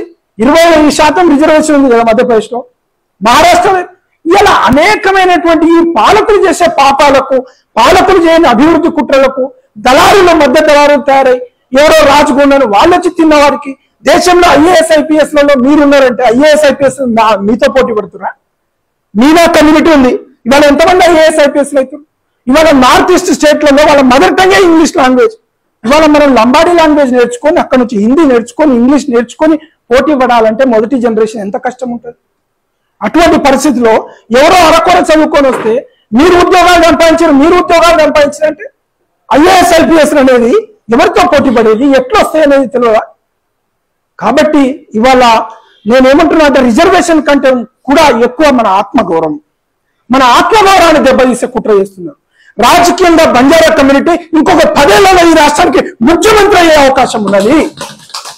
ఆ ముఖ్యమంత్రి అయ్యే స్థానంలో రాజ్యాధికారం దిశగా పయనిస్తుంది. కాబట్టి వీళ్ళ విభజించే పాలించే కుట్రలు చేయాలని చెప్పి ఆ రోజు చూసినాం మనం. ఆ రోజు ఎవరు డబ్బులు ఇచ్చారు? ఆదిలాబాద్ లో ఎవరు ప్రోత్సహించారో ఏ అగ్రకులాల నాయకులు చూసినాం. ఇక్కడ ఏ పాలకులు పైసలు ఇచ్చారో, మీటింగ్లు పెట్టించారో చూసినాం. ఇవాళ ఏ పాలకులు వెనకొండి నడిపిస్తున్నారో మనందరికి తెలుసు. పేరు చెప్పాల్సిన అవసరం లేదు. ఏ పాలకులైనా వాని అగ్రకులము, వాని అహంకారము, మన ఆత్మగౌరవాన్ని, మన ఐక్యతను దెబ్బతీసి రాజ్యాధికారంలో ఆ రోజు మనం ఎంతమంది ఉన్నాం ఎమ్మెల్యేలు? ఈ రోజు ఎంతమంది? 7 ఆదివాసులు ఉంటే 5 మనం. ఇవాళ మనం ఎంపీలు ఎంతమంది? మీకు అది ఇస్తే మాకు ఇది ఇస్తాం. కార్పొరేషన్ అంటే ఒకటి వాళ్లకు, ఒకటి వీళ్లకు, ఒకటి వీళ్లకు. ఎక్కడొచ్చినాయి? ఇవాళ సార్ చెప్తున్నా 3 ఎట్లా ఇస్తారు ఏంటి? ఇవాళ నిజంగా చెప్తున్నా, ఎస్టీలలో గనక బంజారాలు లేకపోతే 3% రిజర్వేషన్, ఒక్క ఎంపీ కూడా రాదు. కాబట్టి దయచేసి ఆలోచించాలి. ఇవాళ మీరు అనుకుంటున్నటువంటి ఉద్యోగాలు ఏం రావు. ఇవాళ ఆదివాసీ జనాభా ప్రకారం రాలే ఉద్యోగాలు, మొత్తం టోటల్ స్టేట్ జనాభా ప్రకారం ఉద్యోగాలు వస్తున్నాయి. 3% ఆదివాసీ రిజర్వేషన్ మీద ఇస్తే ఒక్క ఎంపీ కూడా కారండి. ఇక్కడ సింగిల్ ఎంపీ కూడా రాదు ఆదివాసీ. ఇవాళ మీరు 7 ఎమ్మెల్యేలు ఉన్నారు కదా ఆదివాసీ నుంచి, 6-7 ఉన్నారు కదా. రేపు ఎస్టీ నుంచి లంబాడీలు పక్కకు జరిగితే 2. ఇంకెక్కడ రాజకీయాలు మాట్లాడు? మీకు ఎన్ని ఉద్యోగాలు వస్తాయి? ఐటీడీఏ నిధులు ఎందుకు? అసలు నిధులు వస్తాయా? ఎవరైనా పట్టించుకుంటారా? ఇవాళ కనీసం ఇప్పుడు శ్రీరామ్ నాయక్ సార్ చెప్పినట్టు కనీసం ఇక్కడ దగ్గరలో ఉండిపోయి పోరాటం చేసి ఆదివాసీ హక్కుల కోసం కూడా లంబాడీలు ఇక్కడ పోరాటం చేస్తున్నారు. ఐక్యంగా ఉండాలని ఆత్మగౌరవం కోసం మనమందరం కలిసి ఉండాలని ఇవాళ 10% రిజర్వేషన్ కోసం కొట్టాడి సాధించినాం. ట్రైబల్ యూనివర్సిటీ సమ్మక్క సారక్క పేరు పెట్టిర్రు, ఆదివాసులకు ములుగులో పెట్టినా మేమేం వ్యతిరేకించలే. కానీ 100 సార్లు ఢిల్లీ దాకా పోయి రైల్వే స్టేషన్ లో పడుకున్నాం. రాజేష్ నాయక్ గారు, మేమందరం ఇక్కడ. మనం అన్ని రకాలుగా రిజర్వేషన్ కోసం, యూనివర్సిటీ కోసం, మనం ఐటీడీఏలలో నిధులు కావాలని ఇవాళ గిరిజన శాఖలు చదువుతున్న అవినీతి మీద ప్రశ్నించుకుంటూ పోరాటం చేస్తూ ఉంటే మీరే తిన్నారు, మీరే చేసిర్రు. ఇవాళ హైదరాబాద్ లో ఇప్పటికీ జగన్నాథరావు సార్ తెలుసు, సింగరేణి బస్తీలో మన వాళ్ళు పోయి చెత్త ఏరుకుంటున్నారు. బంజారాహిల్స్ లో బంజారాహిల్స్ బంగ్లాల కింద ఆటోలు దొరుకుని అంట్లు చదువుతున్నారు మా అక్కలు. ఎటువంటి పరిస్థితిలో ఉన్నాం మనం? మన పేదరికాన్ని చూడకుండా ఇవాళ ఏం మాట్లాడుతూ ఉన్నారు? మీరు డెవలప్ అయ్యారు, నలుగురు హైదరాబాద్ లో కనబడంగానే డెవలప్ అయినట్ట. ఒక్కసారి మా తండాలకు వెళ్ళండి, హైదరాబాద్ చుట్టూ 100 బస్తీలు ఉన్నాయి. అంతెందుకు మన సుందర విజ్ఞాన కేంద్రం పక్కనే లంబాడి బస్తీ బాగ్లింగంపల్లి, ఒక్కసారి పోయి చూద్దాం ఏం పరిస్థితి. వాళ్ళు ఇక్కడ గుడిసెలు వేసుకొని ఉన్నారు, వాళ్ళకు ఇల్లు కావాలని పోరాటం చేసి. కాబట్టి దయచేసి ఇవాళ వ్యక్తిగత స్వార్థం. స్వయం బాబురావు నిజంగా అన్న చెప్పినట్టు 5 ఏళ్ళు ఆయన ఎంపీ ఉన్నప్పుడు ఎన్నడూ మాట్లాడలేదు. నిన్న నేను మన ఎమ్మెల్యేలతో మాట్లాడుతూ ఉంటే డిప్యూటీ స్పీకర్ ఎన్నికైన రామచంద్ర నాయక్ గారు, బాలు నాయక్ గారు పోయి తెల్ల వెంకట్రావుని అసెంబ్లీలో పట్టుకొని ఏందన్నా ఇది పద్ధతేనా, ఇదేంది నూకేసేసుడు ఏందని అడిగితే, అన్న నాకేం సంబంధం లేదు, స్వయం బాబురావు ఏదో చిట్టి తెచ్చింది సంతకం పెట్టమన్నాడు, అందరూ ఆదివాసులు పెడుతుంటే నేను సంతకం పెట్ట నువ్వు చిన్నపిల్లగానివా, నీకు చదువు రాదా, నువ్వు ఒక ఎమ్మెల్యేవా, నువ్వు ఒక ఎమ్మెల్యే ఉండి డాక్టర్ ఉండి చదువు రాగా లెక్క సంతకం పెట్టమంటే పెట్టినావు అంటే రేపు నేను కూడా ఒకటి తీసుకొస్తా, పెడతావా? గమ్మత్తైన ఆన్సరు. ఆయన ఆస్తులను పట్టుకొని ఒక సంతకం పెట్టుకోవాలి. కాబట్టి దయచేసి నేను అనేది ఏంటంటే తెల్లం వెంకట్రావు ఇంకో స్వయం బాబురావు దీని వెనుక అగ్రవర్ణాల కుట్ర ఉన్నది అనేటువంటిది వాస్తవం. మనము కలిసినప్పుడైతే ఒక్కటి గుర్తించుకోవాలి, రాజకీయ పార్టీలు గేటు అవతలనే లోపలికి ఒక్కసారి కమ్యూనిటీ వచ్చినాక పార్టీ లేదు, ఏం లేదు, ఏ పార్టీ లేదు. ఈ జాతి ఒక పార్టీ, ఈ జాతి ఐక్యత కోసం దేనికన్నా ఏ త్యాగానికైనా సిద్ధం కావాలి. ఇవాళ మనం ఇక్కడ దాకా చదువుకొని ఎక్కడో తండాలలో కష్టాలలో ఉన్న మనం ఇంత హాస్టల్లో బుక్కెడంత తిని బాబాసాహెబ్ అంబేద్కర్, ఇందిరమ్మ, రవీందర్ నాయక్ సార్ అనేక మంది పోరాటాలు త్యాగాలతో హాస్టల్ రిజర్వేషన్ వచ్చింది, స్కూల్లో రిజర్వేషన్ వచ్చింది, యూనివర్సిటీలో రిజర్వేషన్ వచ్చింది. ఏ రిజర్వేషన్ల కొమ్మల మీదకి వచ్చి మనం ఇవాళ నిలబడి ఇవాళ చదువుకొని ఒక ఉద్యోగం కోసం ప్రయత్నిస్తున్నామో ఆ రిజర్వేషన్ నరికేసి మనని కింద పడేసి తొక్కి మన సమాజాన్ని ఆత్మగౌరవాన్ని దెబ్బతీసినప్పుడు ఇంకెక్కడి పార్టీలు అయ్యా? మన తల్లి లాంటి జాతిని దొడ్డిదారిని వచ్చిన మీ జాతి కుట్ర జాతి అంటుంటే ఇంకెక్కడ పార్టీలు? కాబట్టి దయచేసి ఒక సమగ్రమైనటువంటి అధ్యయనం సార్ వాళ్ళు చెప్పినట్టు చేసి ఒక కొత్త కార్యాచరణతో ఒక కొత్త రూపంతో మన పోరాటం ముందు లీగల్ గా, ఎందుకంటే వాళ్ళు రోడ్ల మీదకి వచ్చి పెద్ద ఎత్తున ఇప్పుడు ఏం ర్యాలీలు ధర్నాలు అవి ఇవి చేస్తలేరు. ఒక లీగల్ గా ఫస్ట్ ఒక పోరాటానికి మనకి లీగల్ కమిటీ చాలా ఇంపార్టెంట్. దాని తర్వాత మనలో సార్ అన్నట్టు ఐక్యత ఉండి ఆ ఐక్యత విడిపోతున్నారు సార్. ఆ ఐక్యత విడిపోకుండా ఒక నెట్వర్క్ ప్రతి తండా కేంద్రంగా కింది స్థాయిలో మన వాళ్ళకి ఎవరికి సంఘాలకు తండా స్థాయిలో నిర్మాణం పైన పెద్ద ఇంట్రెస్ట్ కనబడుతుంది. కొన్ని ఉన్నాయి అవి కూడా పైన మండల స్థాయిలో తండా స్థాయిలో మన పోరాటాన్ని నిర్మాణ దిశగా తీసుకుపోవాలి. ఆ తండా నిర్మాణమే రేపటికి ఉపయోగపడేటువంటి, ఎందుకంటే ఒక కార్యాచరణ తీసుకుంటే అయిపోయింది. ఒక్క నిమిషం, కార్యాచరణ తీసుకుంటే తండా స్థాయిలో మనకు నిర్మాణం ఉండాలి, ఆ నెట్వర్క్ ఉండాలి. రేపు ఒక పిలిపిస్తే ఎవరికో మనం డబ్బులు ఇచ్చి వెహికల్ తీసుకురావాల్సిన అవసరం లేదు, వాళ్ళే వెహికల్ వేసుకొని వాళ్ళే వస్తున్నారు. మనం ఎంఆర్పిఎస్ లో చూస్తాం, వాళ్ళు ఎవరికి డబ్బులు ఇవ్వరు, వాళ్ళే కింది స్థాయిలో వెహికల్. అటువంటి కార్యాచరణ దిశ కూడా మనం పయనించాలి. రాజకీయ పార్టీల పైన కూడా మనం ఇవ్వాలి, అన్ని పార్టీలకు వార్నింగ్ ఇవ్వాలి, ఒత్తిడి తేవాలి. మన నాయకులు, మన ఎమ్మెల్యేలు, మన ఎంపీలను కూడా మనం పోయి కలవాలి. సిఎస్ చీఫ్ సెక్రటరీ గారిని కూడా కలవాలి. అవసరమైతే ఒక నిరసన కార్యక్రమానికి కూడా ఇందిరా పార్క్ వేదికగా ఏర్పాటు చేయాలి. యూనివర్సిటీల్లో కూడా సెమినార్లు పెట్టి డిస్కషన్ చేసి ఆ చైతన్యం వచ్చే దిశగా, ఆ పోరాటం దిశగా ముందుకు వెళ్ళాలని కోరుకుంటూ సెలవు తీసుకుంటాం. వాస్తవాలు కుట్రలు రౌండ్ టేబుల్ సమావేశానికి ఇచ్చేసినటువంటి గౌరవ మాజీ ఐపీఎస్ అధికారి జగన్నాథరావు సార్ గారికి, మరియు బంజారా గాంధీ డాక్టర్ రవీంద్ర నాయక్ సార్ గారికి, అదేవిధంగా సేవలాల్ సేన వ్యవస్థాపక అధ్యక్షులు సంజీవ్ నాయక్ గారికి, మరియు అందరికీ పేరు పేరున ప్రత్యేక ధన్యవాదాలు తెలియజేస్తా ఉన్నాం. ఈరోజు ఈ రౌండ్ టేబుల్ సమావేశానికి ముఖ్య ఉద్దేశము, ఎందుకు ఇన్ని సంఘాల వారు ఒక వేదిక మీద కలిశారు, ఎందుకు మనం అందరం కలవాల్సిన అవసరం వచ్చిందనే దాని మీద మనం చర్చించుకోవాల్సిన అవసరం ఉంది. పెద్దలు చాలా మంది జరుగుతున్నటువంటి వాస్తవాలు అవాస్తవాల మీద కూడా సుదీర్ఘంగా దాదాపు 3 గంటల నుంచి చర్చ కొనసాగుతుంది. మరి దీంట్లో వాస్తవాలు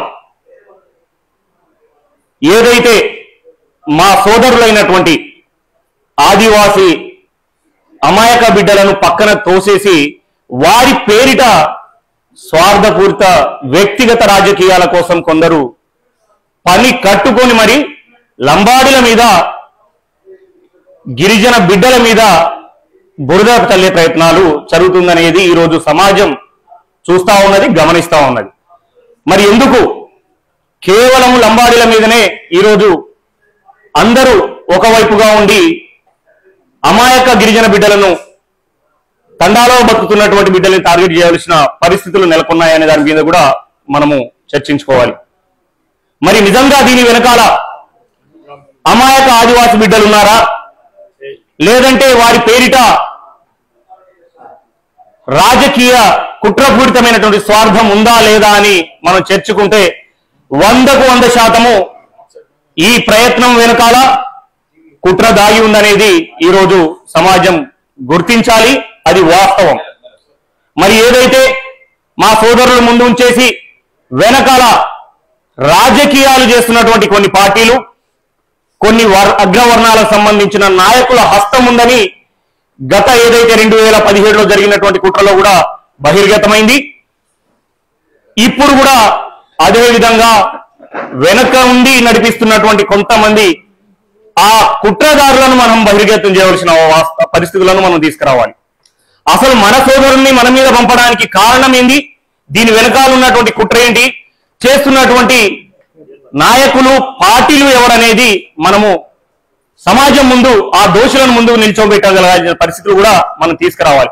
ఎందుకంటే 2017లో వీరు చేసినటువంటి కుట్రలో భాగమే ఆదిలాబాద్ అల్లకల్లోలమై అటు మా అమాయక బిడ్డలు రక్తం చెందినటువంటి పరిస్థితులు కనబడ్డాయి.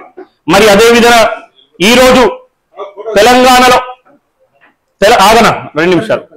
తెలంగాణలో ముఖ్యంగా లంబాడీల మీద బుద్ర వేస్తూ వారిపైన అసత్య ప్రచారం చేస్తూ వలసవాదులని ఒకరు, దోపిడివాదులని ఒకరు, దొంగదారిన వచ్చారని ఒకరు, నేను ఈరోజు ఈ సభాముఖంగా మాట్లాడుతా ఉన్నాను. ఏదైతే మా సోదరులు మాట్లాడుతా ఉన్నారో భారతదేశ ఉన్నత గెజిట్ ని వెలువరించేది ఏదైనా చదువురాని చిన్న పిల్లలు అనుకుంటా ఉన్నారా? ఈ గెజిట్ లో చేర్చబడినటువంటి కులాలను ఏ విధంగా ఎటువంటి ఉభయ సభల యొక్క ఆమోదంతో చేయబడిందో లేదో అనేది చూసుకోగలిగితే మీరు మాట్లాడుతున్న దానికి సమాధానం మీకే దొరుకుతుంది. ఈ రోజు ఇదేదేమైనా టిఆర్ఎస్ పార్టీ ఇంట్లో జరిగే గెజిట్ కాదు, కాంగ్రెస్ పార్టీ ఇంట్లో జరిగేది కాదు, లంబాడి తండాలో జరిగే గెజిట్ కాదు. ఉభయ రాష్ట్రాల ఆమోదంతో అటు కేంద్ర ప్రభుత్వము ఇటు పార్లమెంటరీ వ్యవస్థ ద్వారా గెజిట్ పొందుపరిచినటువంటి ఆ చట్టం ద్వారా మాత్రమే ఈ రోజు లంబాడీలు, బంజారాలు, అదే పేరుతో సినోనిమ్స్ గా ఉన్నటువంటి సుగాలీలు పక్క రాష్ట్రంలో వీరందరూ పేరు వేరైనా కానీ వీరి యొక్క ఉనికి ఒకటే, రక్తం ఒకటే, ఆచార వ్యవహారాలు, భాష వైవిధ్యాలు ప్రతి ఒక్కటి ఈ గిరిజన సంతతికి చెందిన బిడ్డలని చెప్పేసి ఆనాడు బ్రిటిష్ పాలకులే ఈ బంజారా, సుగాలి, లంబాడి బిడ్డలను మీరు ట్రైబల్ అని చెప్పేసి చెప్పినటువంటి చట్టాలు ఈరోజు సాక్ష్యం మీకు కనబడతా ఉంది. 1871లోనే లంబాడీలను, బంజారాలను ట్రైబల్ గా అన్నప్పుడు నువ్వు ఈ రోజు వచ్చి నువ్వు ట్రైబల్ కాదని ఏ విధంగా అంటావని చెప్పేసి కూడా సభాముఖంగా మిమ్మల్ని ప్రశ్నిస్తా ఉన్నాం. మరి ఏదైతే ఇంకొక అసత్య ప్రచారం 2003లోనే మిమ్మల్ని చేర్చారు, అంతకుముందు లేదు, లేదా 1976లో మాత్రమే లంబాడీలను గిరిజనులా గుర్తించారని ఇంకొకటి.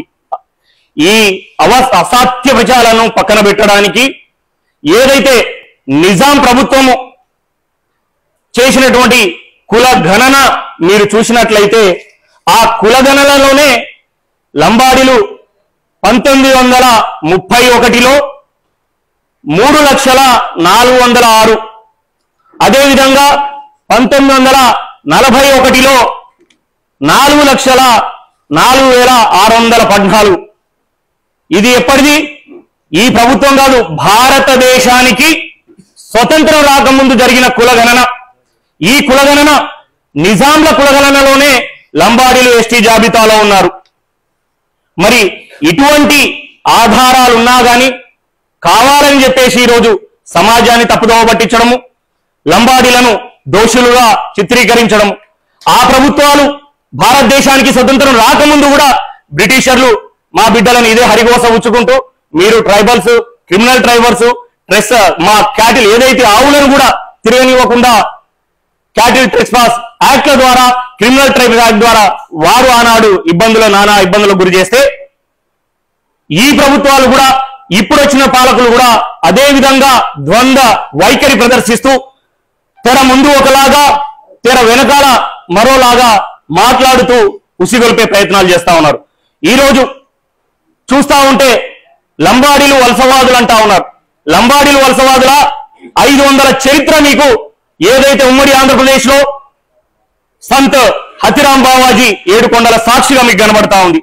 మరి ఎవరు మూలవాసులు, ఎవరు వలసవాదులు, కోయల, గోండ్ల, రాజుగోండ్ల, లంబాడీల అనేది ఈ రోజు 500 సంవత్సరాలు భారతదేశ మూలవాసులుగా ఇదే తెలుగు రాష్ట్రాలలో మనకు సాక్షాత్తు కనబడతా ఉంది. ఆ కలియుగ వెంకటేశ్వర స్వామి ఆరాధ్య దైవంగా పాటించినటువంటి బంజారా బిడ్డలు హతిరాం బావాజీ తండాలు ఆ గూడాల మీద కనబడతా ఉంది. మరి అదే విధంగా ఆనాడు నిజాం ప్రాంతంలో గోల్కొండ ఖిలాని చూడండి. గోల్కొండ ఖిలా మీద ఏదైతే మా బిడ్డలు ఆనాడు రవాణా చేస్తా ఉంటే, సరుకు అందిస్తా ఉంటే ఆనాటి నిజాంలే ఒక దర్వాజం ప్రత్యేకంగా కేటాయించి ఈ మార్గం గుండా మీరు రవాణా చేయండి అని చెప్పేసినటువంటి దాఖలాలు ఈ రోజు గోల్కొండ దగ్గర వెళ్ళి చూసుకోండి. మరి అదే విధంగా ఇటు చూస్తే మహారాజ్ గంజ్, అటు చూస్తే బంజారా హిల్స్, ఎటు చూసినా గాని ఈ రోజు ఆనవాళ్ళు సజీవ సాక్ష్యాలుగా మనకు కంటి కట్టినట్టు కనబడతా ఉన్నాయి. ఎవరు వలసవాదులు, ఎవరు దోపిడీదారులు, ఎవరు మూలవాసులు అనేది ఈ రోజు మనమందరం గ్రహించుకోవాలి. మరి దీనిని గత ప్రభుత్వాలు కూడా లంబాడీల యొక్క ఐక్యతను, లంబాడీల యొక్క చురుకుతనాన్ని, లంబాడీలను ఓర్చుకోలేని తత్వాన్ని మా మీద బురద పోసే ప్రయత్నాలు గత పాలకులు చేశారు. వారికి ఏ గతి పట్టిందో ఈ రోజు కనబడతా ఉంది. రాబోయే రోజుల్లో కూడా ఈ పాలకులు, ఈ ప్రభుత్వాలు కావాలని ఎవరైనా చిచ్చుపెట్టే ప్రయత్నాలు చేసినా, తగులుతున్నటువంటి నిప్పును ఇంకా ఎక్కువ చేయాలని చూసినా లంబాడీ జాతి, బంజారా జాతి ఎట్టి పరిస్థితిలో సహించదని చెప్పేసి కూడా మేధావి వర్గం ఈరోజు పిలుపునిస్తా ఉంది. మరి అదే విధంగా రాజకీయాలు ఏదైతే లంబాడీల రిజర్వేషన్ల ద్వారా ఈరోజు రాజకీయాలు చేస్తా ఉన్నారు, సంతోషం. మరి ఆ రాజకీయాలలో లంబాడీలు వచ్చిన తర్వాత రాజకీయ పర్సంటేజీ ఈరోజు లంబాడీలకు ఎంత వచ్చింది, రాజగోండ్లు ఎంత తిన్నారు. ఉద్యోగ అవకాశాలలో ఆనాడు 1976 కంటే ముందు లంబాడీలు ఎంతున్నారు, మీరు ఎంతున్నారు, మరి వచ్చిన తర్వాత ఎంతున్నారు అనేది కూడా లెక్కలు తీసుకొని కూర్చున్నాం. మీకు నచ్చినట్టుగా, మీకు ఇష్టం వచ్చినట్టుగా, మీకు ఏ విధంగా తోచితే ఆ విధంగా మాట్లాడితే మాత్రం ఎట్టి పరిస్థితిలో ఈ ప్రభుత్వాలు రాజ్యాంగ ఉల్లంఘన ప్రకారము తప్పకుండా వారి పైన చర్యలు తీసుకోవాలి.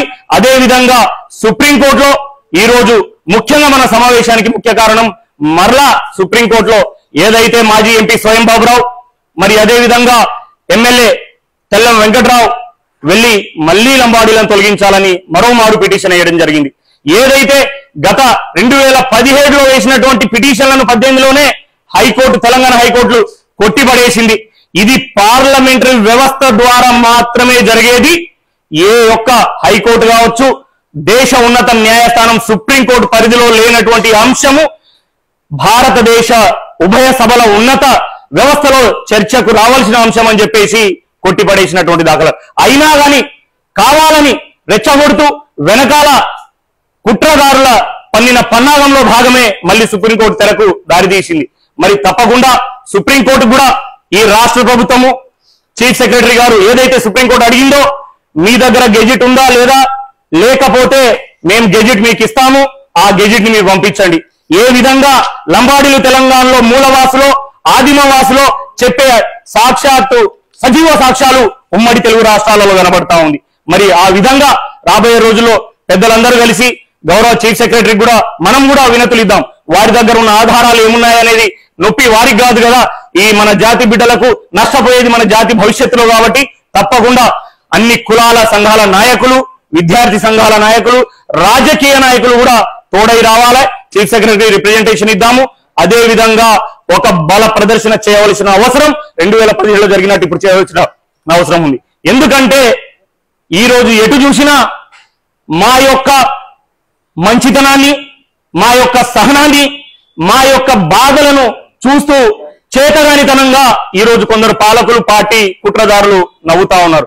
నీకు ఏదైతే ఈ తెలంగాణ రాష్ట్రం కాదు, భారతదేశంలోనే ఒకే సామాజిక వర్గానికి ఒకే రక్తానికి సంబంధించిన బిడ్డలందరూ 4-5 లక్షల మంది సరూర్ నగర్ సాక్షిగా గుమిగూడారో అది ప్రపంచ చరిత్ర.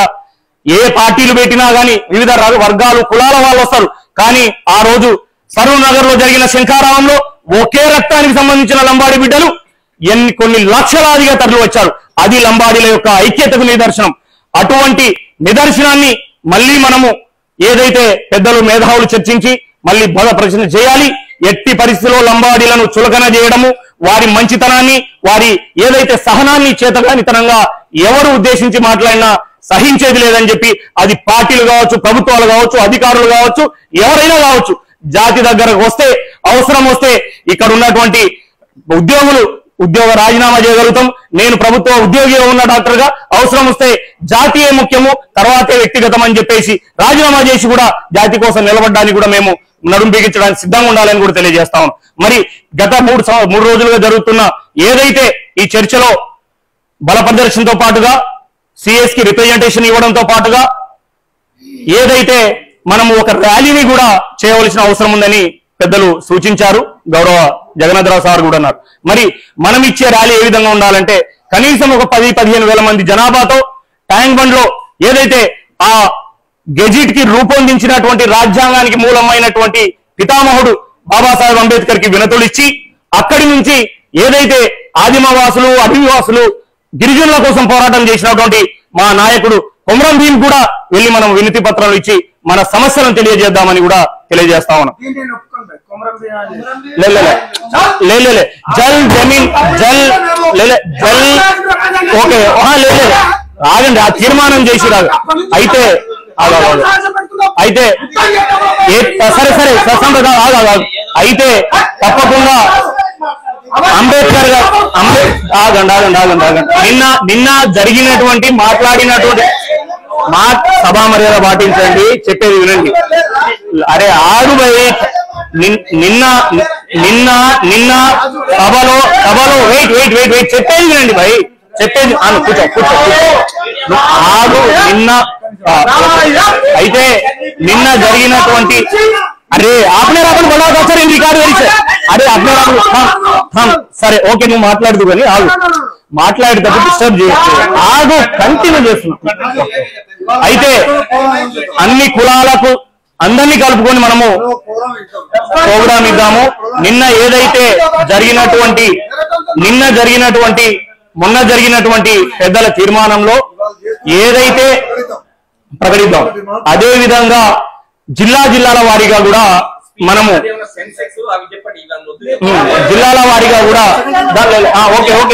జిల్లాల వారీగా కూడా మీటింగ్లు పెట్టి క్షేత్రస్థాయిలో ఈ సమాచారాన్ని చేరవేసే ప్రయత్నం చేయాలని కూడా నిన్న అనుకోవడం జరిగింది. అందులో భాగంగానే ఏదైతే మనము ఏకంగా వెళ్లకుండా మనల్ని సపోర్ట్ చేసే మద్దతుదారులను కూడా కలుపుకొని పోగలగాలి. ఈ రోజు సురేష్ ఆగన్నా, కొంచెం ఆగండి. ఓకే అయితే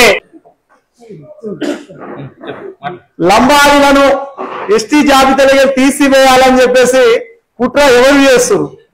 ఆ వాస్తవాలను మనం మాట్లాడతలేం. ఏదైతే తెలంగాణ రాష్ట్రం వచ్చిన తర్వాత ఈ రాష్ట్రానికి లంబాడీ బిడ్డలు ఓట్లేసి కేసీఆర్ ను గద్దెనెక్కించిన తర్వాత ఆయన ఇచ్చినటువంటి హామీ 12% రిజర్వేషన్ ను అమలు చేయాల్సి చెప్పేసి ఆయన భద్రాచలం పోయేస్తుంటే ఆదివాసీ బిడ్డలను ఫోన్ చేసి లంబాడీల మీద దుష్ప్రచారం చేయమని చెప్పింది వాస్తవా కాదా అనేది గమనించాలి. అప్పుడు తెల్ల వెంకట్రావు బీఆర్ఎస్ పార్టీలో ఎమ్మెల్యే కాదా? ఇదే సోయం బాబురావు బీజేపీ పార్టీలో ఎంపీగా ఉన్నాడా లేడా అనే విషయాన్ని మనం ఒకసారి ఆత్మపరిశీలన చేసుకోవాలి. అంటే ఆ రోజు కేసీఆర్ గారు పెట్టినటువంటి చిచ్చు ఈ రోజు వరకు వదులుతుందంటే దీన్ని కూడా చల్లార్చాల్సిన బాధ్యత భారత రాష్ట్ర సమితి మీదే ఉందనే విషయాన్ని మనం గమనించాలి. ఇదే కేసీఆర్, ఇదే బీజేపీ పార్టీ ఈ ఇద్దరు కలిసి ఆ రోజు కేసు హైకోర్టులో వేసినప్పుడు, సుప్రీంకోర్టులో కేసు వేసినప్పుడు ఈ సుప్రీంకోర్టు కేసు ఎప్పుడు వేసిరు, ఎవరు హవాలు వేసారు అనేది ఒకసారి మనం అధ్యయనం చేయాలి. ఏంటంటే నిన్న రాత్రి మా LFS legal advisor Rapal Bhaskar గారు కావచ్చు, సరితా మేడం కావచ్చు, రామకృష్ణ అడ్వకేట్ కావచ్చు, నిన్న మొత్తం రాత్రి 12 గెజెట్ తీసి మొత్తం దీన్ని మేము చదవడం జరిగింది.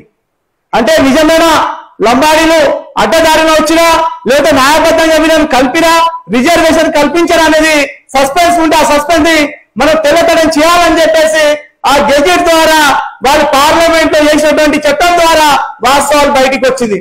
ఏదైతే 1931లో లంబాడీల జనాభా 3 లక్షల చిల్లర ఉన్నది. నిజాం 1941లో నిజాం సర్కార్ ఉన్నప్పుడు 4,465 జనాభా ఉన్నది.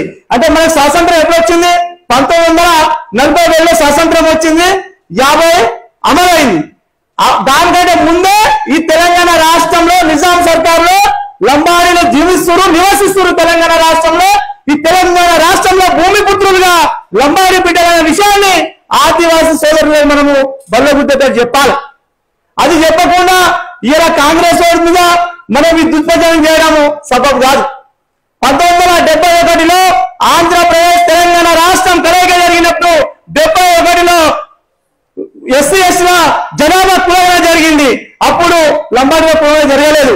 84లో మళ్ళా జనాభా జరిగినప్పుడు 10 లక్షల మంది తెలంగాణ రాష్ట్రంలో లంబాడీ బిడ్డలు ఉన్నారు. కాబట్టి ఆంధ్రప్రదేశ్ లో ఉన్నటువంటి లంబాడీలు సంస్కృతి పరంగా, భాష పరంగా, వేషపరంగా ఒకటే సంస్కృతి.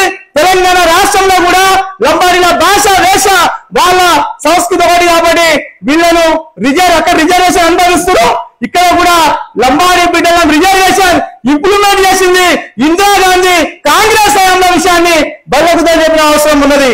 కాబట్టి ఇలా గతంలో బీజేపీ, బీఆర్ఎస్ చేసినటువంటి తప్పుదారు మనం ఇలా కాంగ్రెస్ ప్రభుత్వం మీద రుద్దవలసిన అవసరం లేదనేది నా భావన.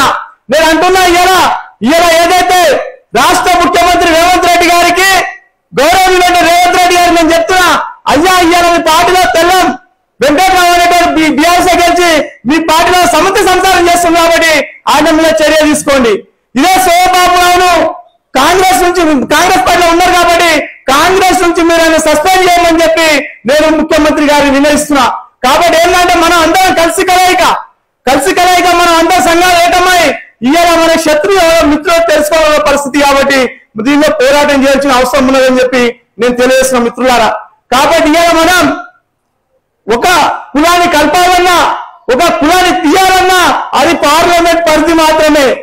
కానీ సుప్రీంకోర్టు అధికారం లేదు, హైకోర్టుకు అధికారం లేదు. వాళ్ళు కావాలని చెప్పేసి రాజకీయ పరంగా, రాజకీయ లబ్ధి కోసం, పబ్బం కోసం వాళ్ళు ఆడుతున్నటువంటి నాటకం లంబాడీలను ఇబ్బంది పెడుతున్న విషయాన్ని మనం గుర్తించాల్సిన అవసరం ఉన్నది. ఇంకో విషయం చెప్పాలంటే ఇవాళ ఈ తెలంగాణ రాష్ట్రంలో లంబాడీ బిడ్డలు పాలకులుగా మేము లేము. మనం ఉన్నాం పాలకులు. ఆదివాసుల దమ్ముంటే ఇదే సోమబాబురావు గారికి, ఇదే తెల్ల వెంకటరావు గారిని అధికారం ఎవరైతే ఉన్నదో వాళ్ళ గెల్లబట్టి నిలదీసి అడిగి ఇలా ఆదివాసీ ప్రాంతాలకు స్కూల్ కావాలన్నా, పాఠశాలలు కావాలన్నా, ఆరోగ్య కేంద్రాలు కావాలన్నా, రోడ్డు కావాలన్నా స్పెషల్ ప్యాకేజ్ ఎందుకు చేస్తారని చెప్పేసి అడగవలసిన అవసరం ఉన్నది. ఇలా వాళ్ళ మీద పోరాటం చేయకుండా ఏ లంబాడీలో మా సంపద మొత్తం తిన్నారు, లంబాడీలో మొత్తం మమ్మల్ని నాశనం చేసినంటే ఏ దుష్ప్రచారం చేయడం ఎంతవరకు కరెక్టో ఇలా ఈ నాయకులు గుర్తించుకోవాలి, ఆలోచించుకోవాలి. ఇలా ఏజెన్సీ ప్రాంతంలో ఉన్న ఆదివాసీ బిడ్డలు, ఆదివాసీ సంఘాలు వాళ్ళు ప్రశాంతంగా ఉన్నారు. ఏంటంటే మా సోమబాబురావు 10,000, మా తెల్ల వెంకటరావు 10 లక్షలు ఓడిపోతారు. కాబట్టి ఈ సెంటిమెంట్ ని రెచ్చగొట్టి ఇలా లబ్ధి పొందాలని చూస్తారు, మమ్మల్ని కేసులు ఎక్కించాలని చూస్తారు అని చెప్పేసి ఆదివాసీ సోదరులు కూడా ఆలోచన చేస్తారు. దాన్ని కూడా మనం ఆలోచన అవసరం ఉన్నది. కానీ మన టెక్నిక్ గా ఇలా రాష్ట్ర ప్రభుత్వం ఇలా రవీంద్ర నాయక్ సార్ ఉన్నారు, ఇలా రేవంత్ రెడ్డి గారితో మాట్లాడి ఇక్కడ గిరిజన సంఘాలతో ఒక సమావేశం ఏర్పాటు చేయాలని చెప్పేసి విన్నవం. ఎందుకంటే అయ్యా ఇవాళ సుప్రీంకోర్టు కేంద్ర ప్రభుత్వానికి, రాష్ట్ర ప్రభుత్వానికి నివేదిక ఇవ్వమన్నది. మనం గమనించిన నివేదిక చదివాం కదా. ఇలా ఏదైతే గతంలో మనమైతే ఆ చట్టం అయినప్పుడు పుట్టే పాస్ చెప్తున్నా. కాబట్టి ఏదైతే అప్పుడు జరిగినటువంటి గెజెట్ కావచ్చు, ఆ చట్టంలో పార్లమెంట్ రిపోర్ట్ కావచ్చు, ఏదైతే నివేదికలు ఉన్నాయో ఆ నివేదికలు కేంద్ర రాష్ట్ర ప్రభుత్వాలు సక్రమంగా సుప్రీంకోర్టుకు ఇవ్వాలని చెప్పేసి నేను కోరుతున్నా. నిన్న వెడమ బోజు, తెల్ల వెంకటరావు, సీతాక వీళ్ళు రాష్ట్ర ముఖ్యమంత్రి కలిసి ఒక వినతిపత్రం ఇచ్చారు. ఆ వినతి పత్రం ఏమని ఇచ్చారు వాళ్ళు? అయ్యా మమ్మల్ని సపోర్ట్ చేయి, లంబాడీలు వలస వచ్చారు అనే రిపోర్టును పంపమని చెప్పి ముఖ్యమంత్రికి ఇచ్చారు. మన కాంగ్రెస్ పార్టీలో ఉన్న గిరిజనులు ఎమ్మెల్యేలు ఏం చేస్తారు? ఏ బాలు నాయక్ ఏం చేస్తాడు? మురళీ నాయక్ ఏం చేస్తాడు? రామచంద్ర నాయక్ ఏం చేస్తాడు? దీనికి సమాధానం చెప్పాలి. మీరు పోయి కూడా మంత్రి గారిని కలిసి మీరు కూడా అయ్యా గతంలో ఉన్నటువంటి గెజెట్ కావచ్చు, చట్టం కావచ్చు, ఆ నివేదిక సక్రమంగా ఇవ్వని చెప్పి మీరెందుకు చెప్తలేరు? మీరెందుకు తెలుస్తలేరు? దాని మీద మాట్లాడాల్సిందిగా మనం ఈ చేసి ఏదో సమావేశం ఏర్పాటు చేయాలని చెప్పి నేను రవీంద్ర నాయక్ సార్ కోరుతున్న ముఖ్యమంత్రిని కలుగుతాం. మీ సమక్షంలోనే ఏదైతే ఇన్ఫీల్డ్ కావాలంటే ఉట్టిగా ఎవడో మళ్ళీ వచ్చి ఇన్ఫీల్డ్ కావడానికి వీల్లేదు. సంఘాలు రిజిస్ట్రేషన్ కాపీ పెడితేనే హైకోర్టులో సుప్రీంకోర్టులో ఇన్ఫీల్డ్ అవడానికి ఆస్కారం ఉంటది. గతంలో హైకోర్టులో నేను ఇన్ఫీల్డ్ అవ్వాలంటే నేను ఉట్టిగా పిటిషన్ తిరస్కరించి నువ్వు ఎవరైనా అడిగింది హైకోర్టు. అప్పుడు సొసైటీ రిజిస్ట్రేషన్ LHPS పెడితే యాక్సెప్ట్ చేసింది. సంజీవ్ నాయక్ కూడా తెలుసు ఆ విషయం అప్పుడు. కాబట్టి మనం అందరం ఒకసారి సీఎంని కలుద్దాం. సీఎం గారు చెప్పిన నిందే కాంగ్రెస్ పార్టీ గతంలో ఇంద్రమ్మ రాజ్యమే ఇచ్చింది కదా మనకు, ఈ రోజు నుంచి కూడా ఇంద్రమ్మ రాజ్యమే కదా. కాబట్టి ఒక్కసారి మంత్రి గారి కలిసే బాధ్యత మన అందరి మీద ఉన్నది. రవీంద్ర నాయక్ సార్ టైం తీసుకుంటారు, మన అందరం ఆ నాయకత్వంలో పోయి ఒకసారి కలుద్దామని చెప్పేసి నేను కోరుకుంటాం. మిత్రులారా, జై సవాలాల్, జై మెరవాడి, జై జగదంబాడి. కానీ కొట్లాడకుండా ఎవరి సంఘాలు వాళ్ళు చేసుకుంటే చేసుకోరు. కానీ ఈ దీని పేరు మీద మాత్రం अब अशोक के बात के अलावा तो डिवीजन कापोजिट स्टेट में आती डिवीजन भी जरपच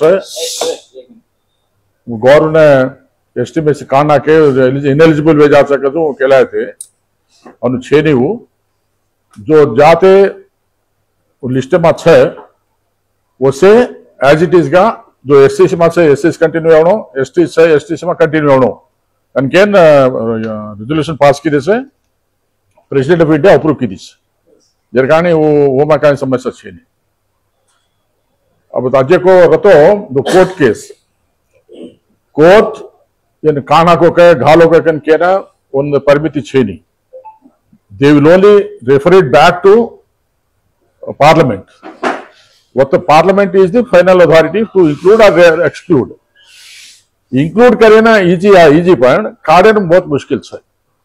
रांगता ही सब्जेक्ट आई जना बलराम मिनिस्टर वो कंसर्न मिनिस्टर सेक्रेटरी बुलाता है डिस्कस की थे भाई वे तो होता है अतः इजी को नहीं. और राष्ट्र प्रोसेस है वो प्रोसेस में वेर काम को नहीं वेन्यू इज ओनली ये जो पार्टी इन पावर आपने डाइवर्ट करे वासे डिविजन डिवाइड एंड रूल कचू आपने अपने भेदाल करता नहीं ये लड़ाई मारू करते ये मालावरिया ढेरिया किधर से चंद्रबाबू नायडू जो ग्वारियन गुंडिया ने लड़ाई मार दे तो उत्तम से दुख करे ये हमें ये चावण वो चावण को पूछ टाइम करता है तो वो वासे वो गवर्नमेंट करी चावण कन के प्लस ग्वारिया जाता वाते हाथ आता है नहीं इधर कंट्रोल करनो अबे तीज कजो को ये मत हो जेर कारण से के जो बल प्रदर्शन एक जरूरी है. लास्ट टाइम सरूरनगर में मीटिंग गाले जना नाम का केसीआर गड़गड़ धूचो कहीं भी को के उंदेर वाल मेलता रही तुम गड़बड़ करो मत हमारे एग्नेस्ट गवर्नमेंट एग्नेस्ट बातें करो मत इकन के मेलो आप चमचाल जो जेर कारण आप हनो बल प्रदर्शन न करा तो चुलकन देखो ये अतर मार मार मार मार जेर कारण यही अब इलेक्शन टाइम से सितंबर आखिर में इलेक्शन करना जरूरी है और गवर्नमेंट से प्लान करी से ये माई जी करा तो 15 तारीख को नोटिफिकेशन आ रही है. हां प्लान को इलेक्शन हां इलेक्शन को नोटिफिकेशन दस्ता जेर का है हैदराबाद सिटी में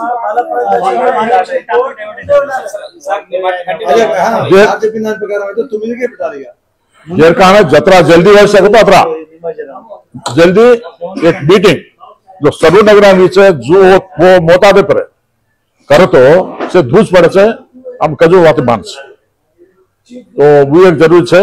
एक ये सी ग्रुप पे भेजता है एक सेंट्रल कमिटी बांधो कसबत जेजक तमाशा अंतम उन्हें वो ये सब ये हर कानून जेजक को जेसी घाल लेने बातें करना जो एक सेंट्रल कमिटी सेंट्रल जेसी घालो जे ग्रुप रह दे उन्हें कमिटी रह दे बट सेंट्रल कमिटी एक तो से मॉनिटर करें से भेलें जाए करता ऑर्गेनाइज करें जतरा जल्दी वैसे हो तो अतरा मीटिंग हालो अजय को जनगणना आ रही है आपण लेको 14 కోట్లు 12 కోట్లు का नाम केले रे सर बट गवर्नमेंट रिकॉर्ड छे को कुछ नहीं तुरसे जा सुगाली केरी से सबदार बंजारा केरी से सबदार लंगा लबाड़ी केरी से तुरसे दाड़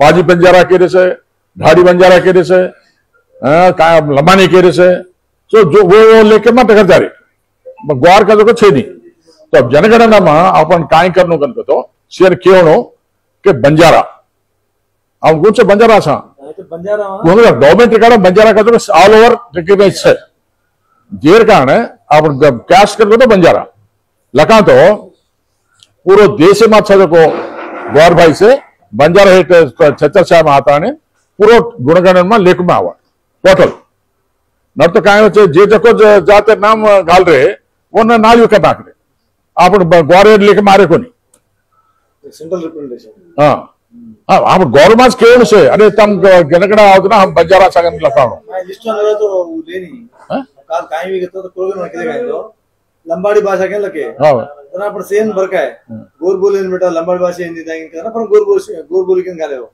कोई चोट తెలిసిన చోట వాళ్ళు కులగణనకు వచ్చినప్పుడు లిస్ట్ లో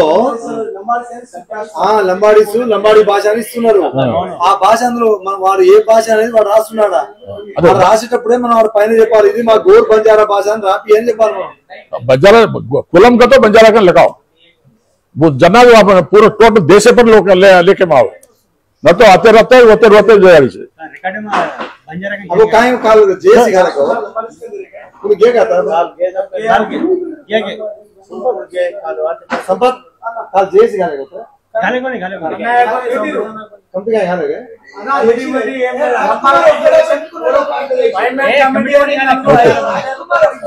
अब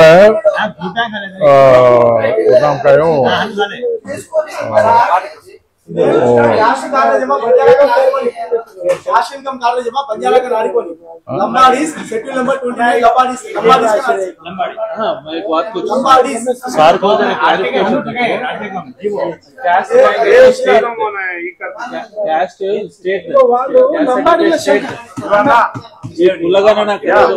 సెంట్రల్ గవర్నమెంట్ లంబాడీల శంకర్రావు మీటింగ్ పెట్టారట దాని కార్యాచరణకి 7వ తారీఖు రాజ్ కుమార్ యాదవ్ పిలిపించారు మళ్ళీ అదేంది ఇదేంది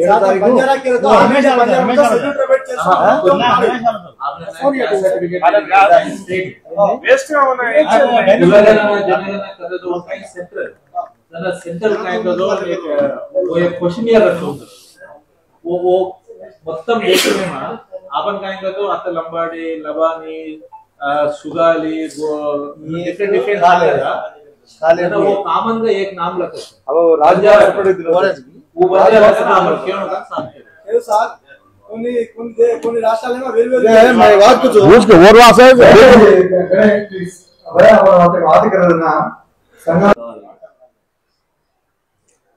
లంబాడీలపై జరుగుతున్న కుట్రలను బద్దలు చేయడానికి ఇవాళ జాతి మేధావులు కావచ్చు లేకపోతే కొట్లాడడానికి ఒక కొత్త తరం కావచ్చు ఇవాళ రౌండ్ టేబుల్ సమావేశం సుందర విజ్ఞాన కేంద్రంలో ఏర్పాటు చేసిన మిత్రులందరికీ నమస్కారాలు తెలియజేసుకుంటూనే మిత్రులారా ఈ మైక్ అవసరం చేయకేం కదా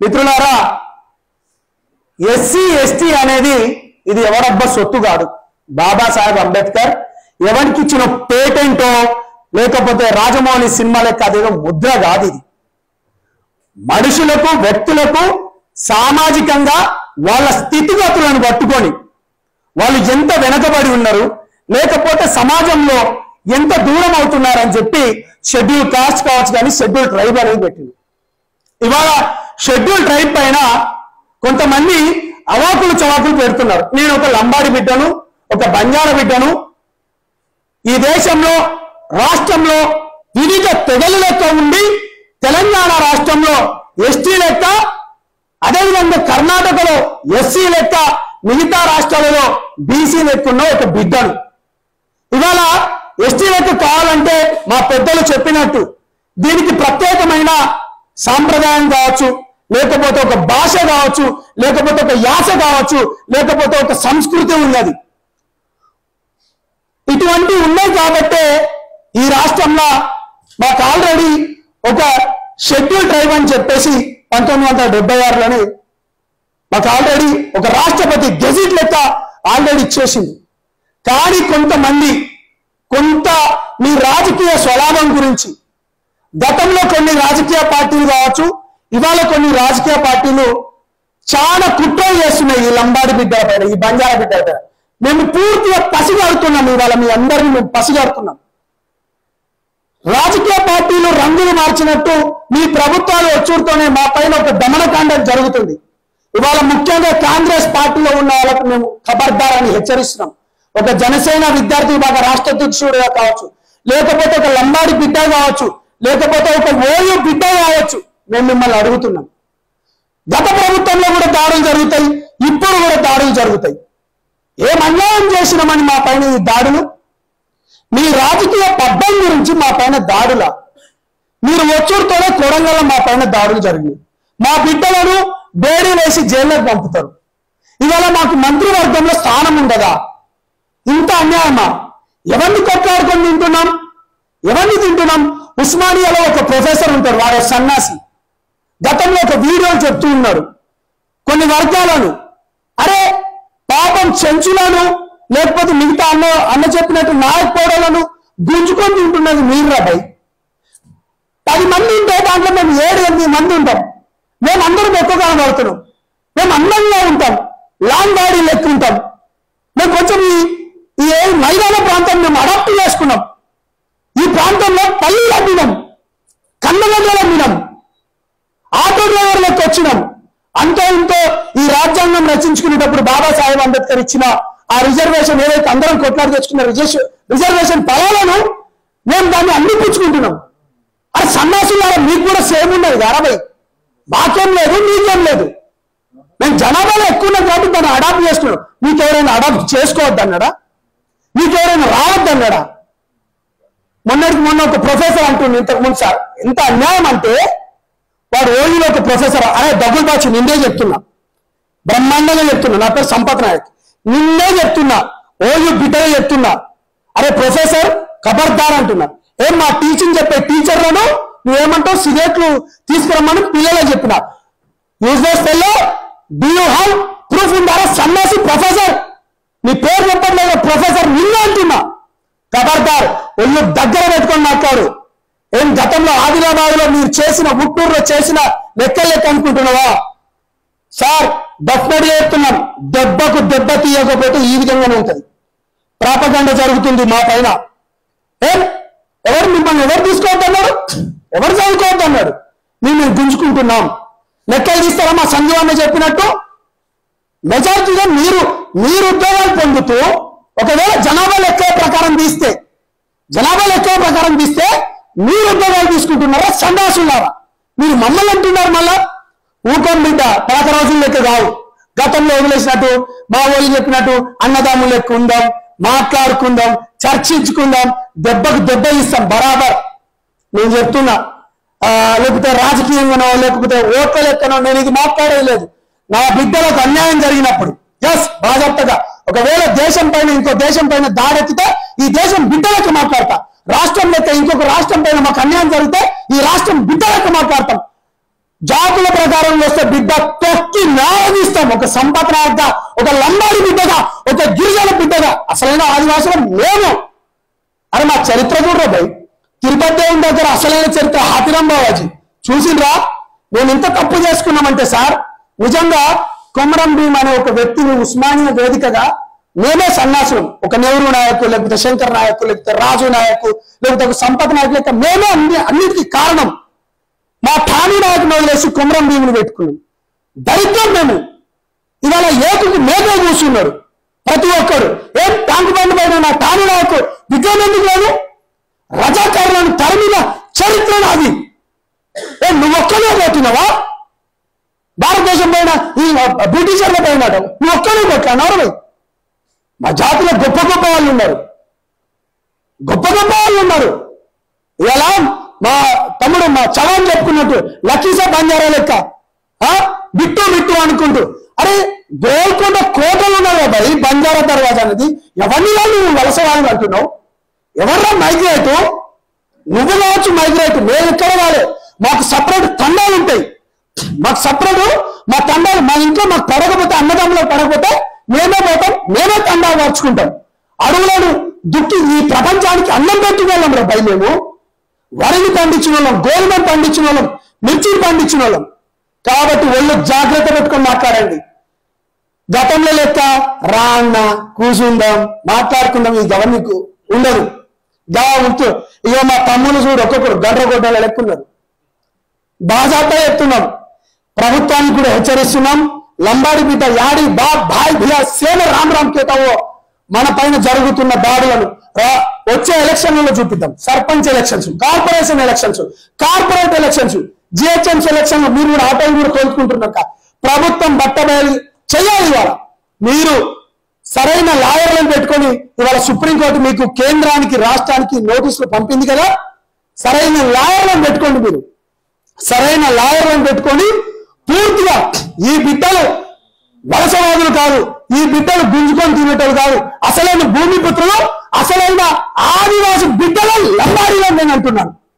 కాబట్టి ఈ అవకాశం ఎవరు నాకు ఇయ్యలే, మనమే తీసుకున్నాం. కాబట్టి బాగా सेने राम राम चोगो चौहान बारवट पमार सताई पार भूख्या भवन पार वर्त्या सेगा सेने भाई ने सेने राम राम చాలా విషయాలు చాలా అనుభవాలకి చాలా అంశాలపై అధ్యయనం करताने గౌరవ వేదిక పరిషత్కు బంజారా జాతి ముద్దుబిడ్డ రవీంద్ర నాయక్ బియా గారు रहते అదేవిధంగా జగన్నాథ్ రావు సార్ रहते अशोक साहब रहते अपन संजीव नायक बिया रहते अपन संपत बिया रहते राजेश नायक बिया रहते वेंकट चौहान रहते अजी श्रीराम बिया ఎంగాబ్ డైనమిక్ జాతి సేన వేదిక మధ్య పెద్దలు మీడియా మిత్రులు సేన में दुई हाथों राम राम केरचु एक विज्ञप्ति कतरियाती अपन गोर जात कनक जाते गुरिंची एक वात केतु जात रतो वात रचे वात रतो नातो रचे नातो रियाती नातो रतो गोर बंजारा समाज रचकतु वात केतु अपन अनेक विषयालपై అనర్గళమైన చర్చలు కర్రెచా మేధో మదనం కర్రెచా రౌండ్ టేబుల్ సమావేశం గాల్రెచా సే విషయాల కేరచా పని जाते मा చదువో టాండే మా చదువో बड़ी सीख मिले तो बड़ी सीखे कौन जो गोर समाज में भाई ने भिया ने भाई ने भ्याने ने असल सर वही बात कर सर वो विषय में क्षेत्र स्थाई ले जाए विषय में अपन से विज्ञप्ति करने कोर्तु इवाल मुख्यंगा अमायकమైన గిరిజన సమాజంలో లంబాడి సమాజం రెక్కడాడుతూనే బుక్కెడ్ బువ్వ కట్టెలు అమ్ముకుంటున్న చేతులతోనే కన్నబిడ్డలు అనేక కథనాలు అనేక అంశాలను మనం చూశాం. అలాంటి కష్టాన్ని నమ్ముకొని నాగరిక సమాజానికి దూరంగా అనాగరిక సమాజంలో రాజకీయంగా సామాజికంగా ఆర్థికంగా విద్యాపరంగా నేటికి భారతదేశానికి స్వతంత్రం వచ్చి అనేక సంవత్సరాలు అవుతున్నా కనీసం మౌలిక సదుపాయాలు లేని దుస్థితిలో గిరిజన లంబాడీలు కొట్టుమిట్టాడుతున్నారు. కానీ కొంతమంది దుర్మార్గులు కొంతమంది రాజకీయ నిరుద్యోగులు వాళ్ళ స్వార్థ ప్రయోజనాల కోసమే గిరిజన లంబాడీలను గిరిజన తెగలను విభజించి పాలించాయి. గిరిజన తెగల మధ్య చిచ్చుబెట్టి అసత్య ఆరోపణలతో గిరిజన జాతి ఆత్మగౌరవం మీద దాడి జరుగుతుంది. గిరిజన జాతి లంబాడీ బిడ్డల క్యారెక్టర్ అసెస్మెంట్ చేస్తున్నారు. మనల్ని సమాజంలో ఆత్మగౌరవంతో బతుకుతూ మనల్ని మన కష్టాన్ని నమ్ముకొని స్వయం కృషితో ఎదుగుతున్న అక్కడక్కడ కనబడుతున్న గిరిజన లంబాడీలను ఆత్మగౌరవం మీద దాడి చేస్తున్న ఈ అంశాన్ని వదిలిపెట్టకుండా న్యాయపరమైన అంశాల మీద అనేక అంశాలు అధ్యయనం చేశాం. కాబట్టి ఆ న్యాయపరమైన కమిటీని నిర్మాణం వెంటనే చేయాలి. అదేవిధంగా ఏదైతే ఈ రౌండ్ టేబుల్ సమావేశంలో జరిగిన చర్చ ఉందో వాటిని అక్షర రూపంలో అది తెలుగులో కావచ్చు బంజారా భాషలో కావచ్చు పాట రూపంలో కావచ్చు క్షేత్రస్థాయిలో మన సమాజాన్ని ఐక్యమత్యం పరచడం కోసం మన సమాజాన్ని ఏకం చేయడం కోసం మన సమాజాన్ని ఇలాంటి ఎలక్ట్రానిక్ మీడియా ద్వారా, ప్రింట్ మీడియా ద్వారా చైతన్యపరచడంలో, నిశ్శబ్ద విప్లవం సృష్టించడంలో మనం అందరం నిమగ్నమై ఉండాలనేది నా చిన్న అభిప్రాయాన్ని వ్యక్తం చేస్తున్నా. అదేవిధంగా గతంలో మనకేమో ఉద్యమాలు ఏం కొత్త కాదు, కార్యాచరణ ప్రకటించడం కొత్త కాదు. కానీ మేధావులు, పెద్దలు, అన్నలు అందరూ ఫస్ట్ ఉన్న సంఘాలు, నాయకత్వం వహించే నాయకులు ఫస్ట్ సమాజాన్ని ఏకం చేసి ఏదైనా ఒక కార్యాచరణ ప్రకటిస్తున్నాం అంటే రాష్ట్రానికి కేంద్ర బిందువు అయిన హైదరాబాద్ నుండి ఒకటే స్టేట్మెంట్ వెళ్ళాలి, ఒకటే నిర్ణయం ఉండాలి. మన మధ్యలోనే మళ్ళీ విభజించి పాలించే కుట్ర జరగవద్దు. ఇంతకుముందు రాజేష్ అన్న కూడా అన్నారు, సరే కొంతకాలం జాతి కోసం జరుగుతున్న ఈ నాయకత్వంలో ఎవరో ఒకరు ముందు ఉన్నని వాళ్ళ నాయకత్వాన్ని బలపరచుదాం, జాతి ఆత్మగౌరవాన్ని గౌరవించుకుందాం. కానీ మనం ఒకరికొకరు క్యారెక్టర్ అసాస్మెంట్ చేసుకోవడమో, లేకపోతే మనల్ని ఒకరికొకరం రన్నింగ్ కామెంట్ చేయడమో, లేకపోతే ఒకరికొకరం అగౌరవపరుచుకొని మనం 10 మందిలో పలసబరగకుండా మనం అందరం ఏకం కావాలి. ఇక్కడ నేను వచ్చిన తర్వాత అనేకమైన అమూల్యమైన సందేశం, నేను కూడా ఒక పరిశోధక విద్యార్థిని, నేను కూడా అనేక సందర్భాల్లో గిరిజన కిరీటం మాసపత్రికను నడిపించిన, నేను కూడా అనేకమైన ఇవాళ ఈ హైదరాబాద్ లో, ఈ తెలుగు రాష్ట్రాల్లో అన్ని పత్రికల్లో వ్యాసం రాసిన. కానీ మనము ఎక్కువ ఓపిక ఉండాలి, ఎక్కువ అంశాలు నేర్చుకోవడానికి నిత్య విద్యార్థిలాగా, నిత్య పరిశోధకుడిలాగా ఎక్కువ విని, ఎక్కువ నేర్చుకొని ఎక్కడైనా మన తండాల్లో, గూడాల్లో, మండల స్థాయిలో, జిల్లా స్థాయిలో ఈ మైకు పట్టుకొని మాట్లాడే అవకాశం వచ్చినప్పుడు అనర్గళంగా ఇదిరా లంబాడి జాతి బిడ్డ అంటే ఇది అని ప్రజెంటేషన్ చేసే గొప్ప నైపుణ్యతను మనం వెలిగిపుచ్చుకోవాలి. అవకాశం అనేది వస్తూ ఉంటది, పోతూ ఉంటాయి. ఇవాళ సోషల్ మీడియా అయింది, ఇక్కడ ఎవరైనా అవకాశం దొరకకపోతే, ఇక్కడ ఎవరికైనా మైక్ లో మాట్లాడే అవకాశం లేకపోతే, ఇక్కడ నేర్చుకున్న విషయాన్ని నేరుగా మీ ఇంటికి వెళ్ళండి, నేరుగా వెళ్ళి మంచి బుల్లెట్ పాయింట్ 100 అంశాలు చెప్పాల్సిన అవసరం లేదు, మీకు నచ్చిన ఏదైనా ఒకటే. 1976లో జరిగిన గిరిజనులు ఎస్టీలుగా గుర్తించడానికి ఎలాంటి కారణాలు ఉన్నాయో 2 అంశాలు మాట్లాడండి. అదేవిధంగా నిజాం కాలంలో 1931, 41లో సెన్సార్ లో సుమారు 3 లక్షల పై ఉన్న మన జనాభా గురించి మాట్లాడండి. అదేవిధంగా 2003లో జరిగిన అమెండ్మెంట్ లో కూడా మళ్ళీ మనల్ని ఎస్టీలుగా, లంబాడీలను గుర్తించిన అంశం గురించి మాట్లాడండి. కానీ ఈ కొంతమంది కుట్రదారులు, కొంతమంది రాజకీయ నిరుద్యోగులు, స్వయం బాబురావు డైరెక్ట్ మన జాతి ఆత్మగౌరవాన్ని మన గుండె మీద కొడుతున్నారు. కాబట్టి ఎక్కడ తొందరపాటు నిర్ణయాలు తీసుకోకుండా, ఎక్కడ ఆచితూచి మాట్లాడకుండా, సమాజం కూడా మనల్ని బాగా అబ్జర్వేషన్ చేస్తుంది. గతంలో మనం ఇక్కడ మాట్లాడితే ఇక్కడే ఉండిపోయేది, ఇప్పుడు సామాజిక మాధ్యమాలు ఉన్నాయి.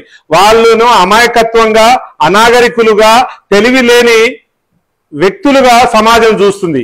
కానీ ఇవాళ గిరిజన లంబాడీలు వీళ్ళు మేధావులు, ఎర్రగున్నారు, బుర్రగున్నారు, కష్టపడతారు, వీళ్ళే బాగా ఇష్టం వచ్చినట్టు రెచ్చిపోతారు అనేది వాళ్ళలో అపోహని మనం తిరిగి కొట్టే విధంగా ఏ అంశానైనా ఇలాంటి మేధావులతో చర్చించి దాన్ని సామూహికంగా ఒక తీర్మానం రూపంలో ఒక అంశాన్ని మీడియాలో వదిలిపెట్టాలి. నేను 2-3 గ్రూపులో ఉన్నాను, ఇష్టం వచ్చినట్టు మాట్లాడేస్తున్నారు. ఎవరి పార్టీకి వాళ్ళు కాపాడుకుంటున్నారు. ఇక్కడ పార్టీ ముఖ్యం కాదు, జాతి ముఖ్యం, జాతి ఆత్మగౌరవం ముఖ్యం.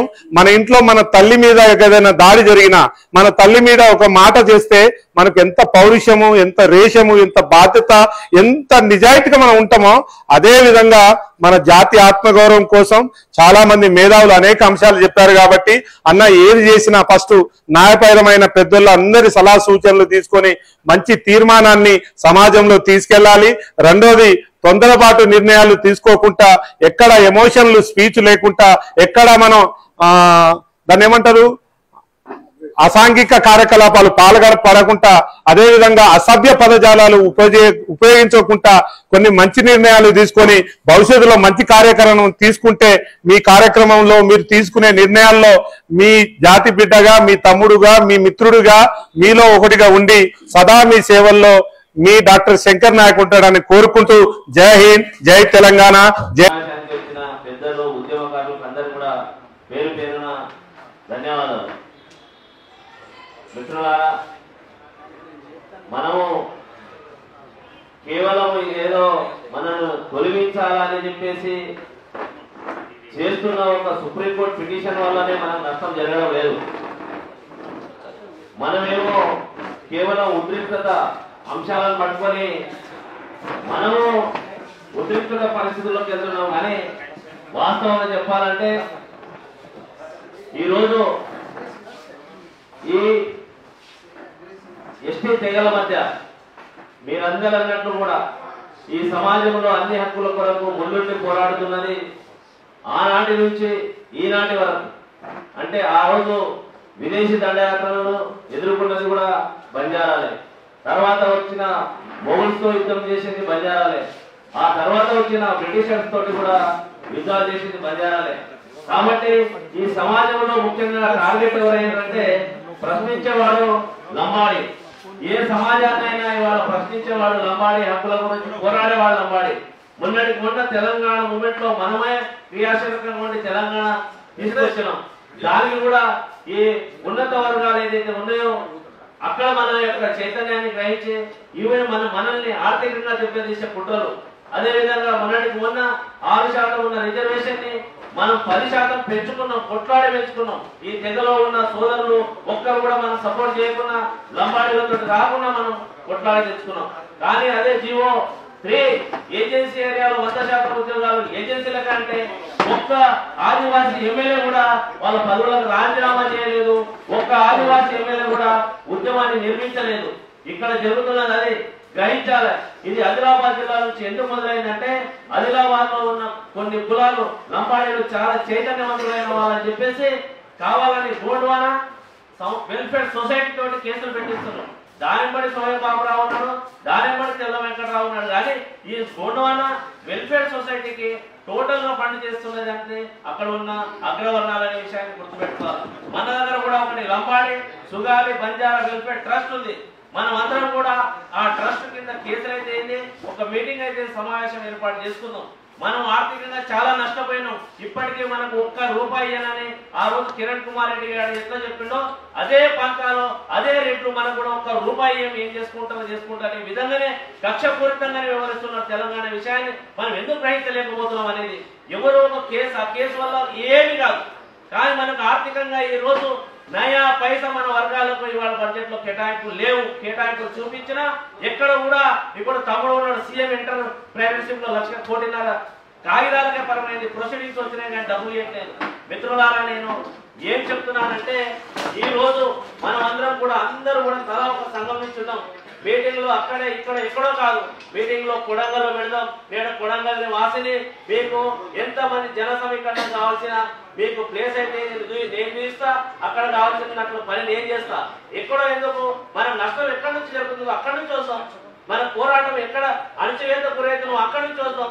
అక్కడ ఇక్కడ ఎందుకు మీరందరూ ఒకవేళ ఏకగ్రీవంగా మీరందరూ ఆమోదం తెలిపితే చప్పట్ల ద్వారా మనం కొడంగల్ నుంచే ఈ దండయాత్ర అనుకున్నాం. మన దోపిడీ పాలనకు, మన మీద నిరంకుశ పాలనకు చర్మగీతం పాడడానికి మనం అక్కడి నుంచి మొదలు పెడతాం. పాలకుల మీద ప్రెజర్ కావాలంటే కానీ ఉట్టిగా ఏదో ఎమోషనల్ మాటలు, ఉట్టిగా ఇక్కడ వచ్చి ఏదో మన ఏమంటారు ఉపన్యాస టాలెంట్ చూపించుకునే ప్రదర్శనలు కావని చెప్తూ నేను ఈ అవకాశం ఇచ్చిన శివలాల్ సేనకు ధన్యవాదాలు తెలుపుకుంటున్నాను. అధ్యక్షులు అయిన తమ్ముడు హుసేన్ నాయక్ సభాముఖంగా ధన్యవాదాలు తెలియజేస్తూ, అట్లనే పెద్దలు బంజారా జాతి గాంధీ రవీంద్ర అన్నకి, ఐజీ సార్ గారికి, అట్లాగే ప్రొఫెసర్ సార్ గారికి, సంజీవ్ నాయక్ గారికి, వెంకటేశ్వరానికి, శ్రీరామ్ నాయక్ గారికి, గణేష్ నాయక్ గారికి, నాము నాయక్ గారికి, సంపత్ నాయక్ గారికి, మిత్రులందరికీ జై భీమ్ తెలియజేస్తున్నా. నేను విషయాలు మాట్లాడదలుచుకోలే, ఈ కమిటీకి కొన్ని విషయాలు మీ ముందు పెట్టదలుచుకున్నా. ఒకటి, టీవీ చర్చలకు పోయే వాళ్ళను తయారు చేయండి. ఆ టీవీ చర్చలో పోయే వాళ్ళు ఇప్పుడు ఏవైతే డాక్యుమెంట్స్ ఉన్నాయో ఆ డాక్యుమెంట్స్ ని అక్కడ పబ్లిష్ చేయండి.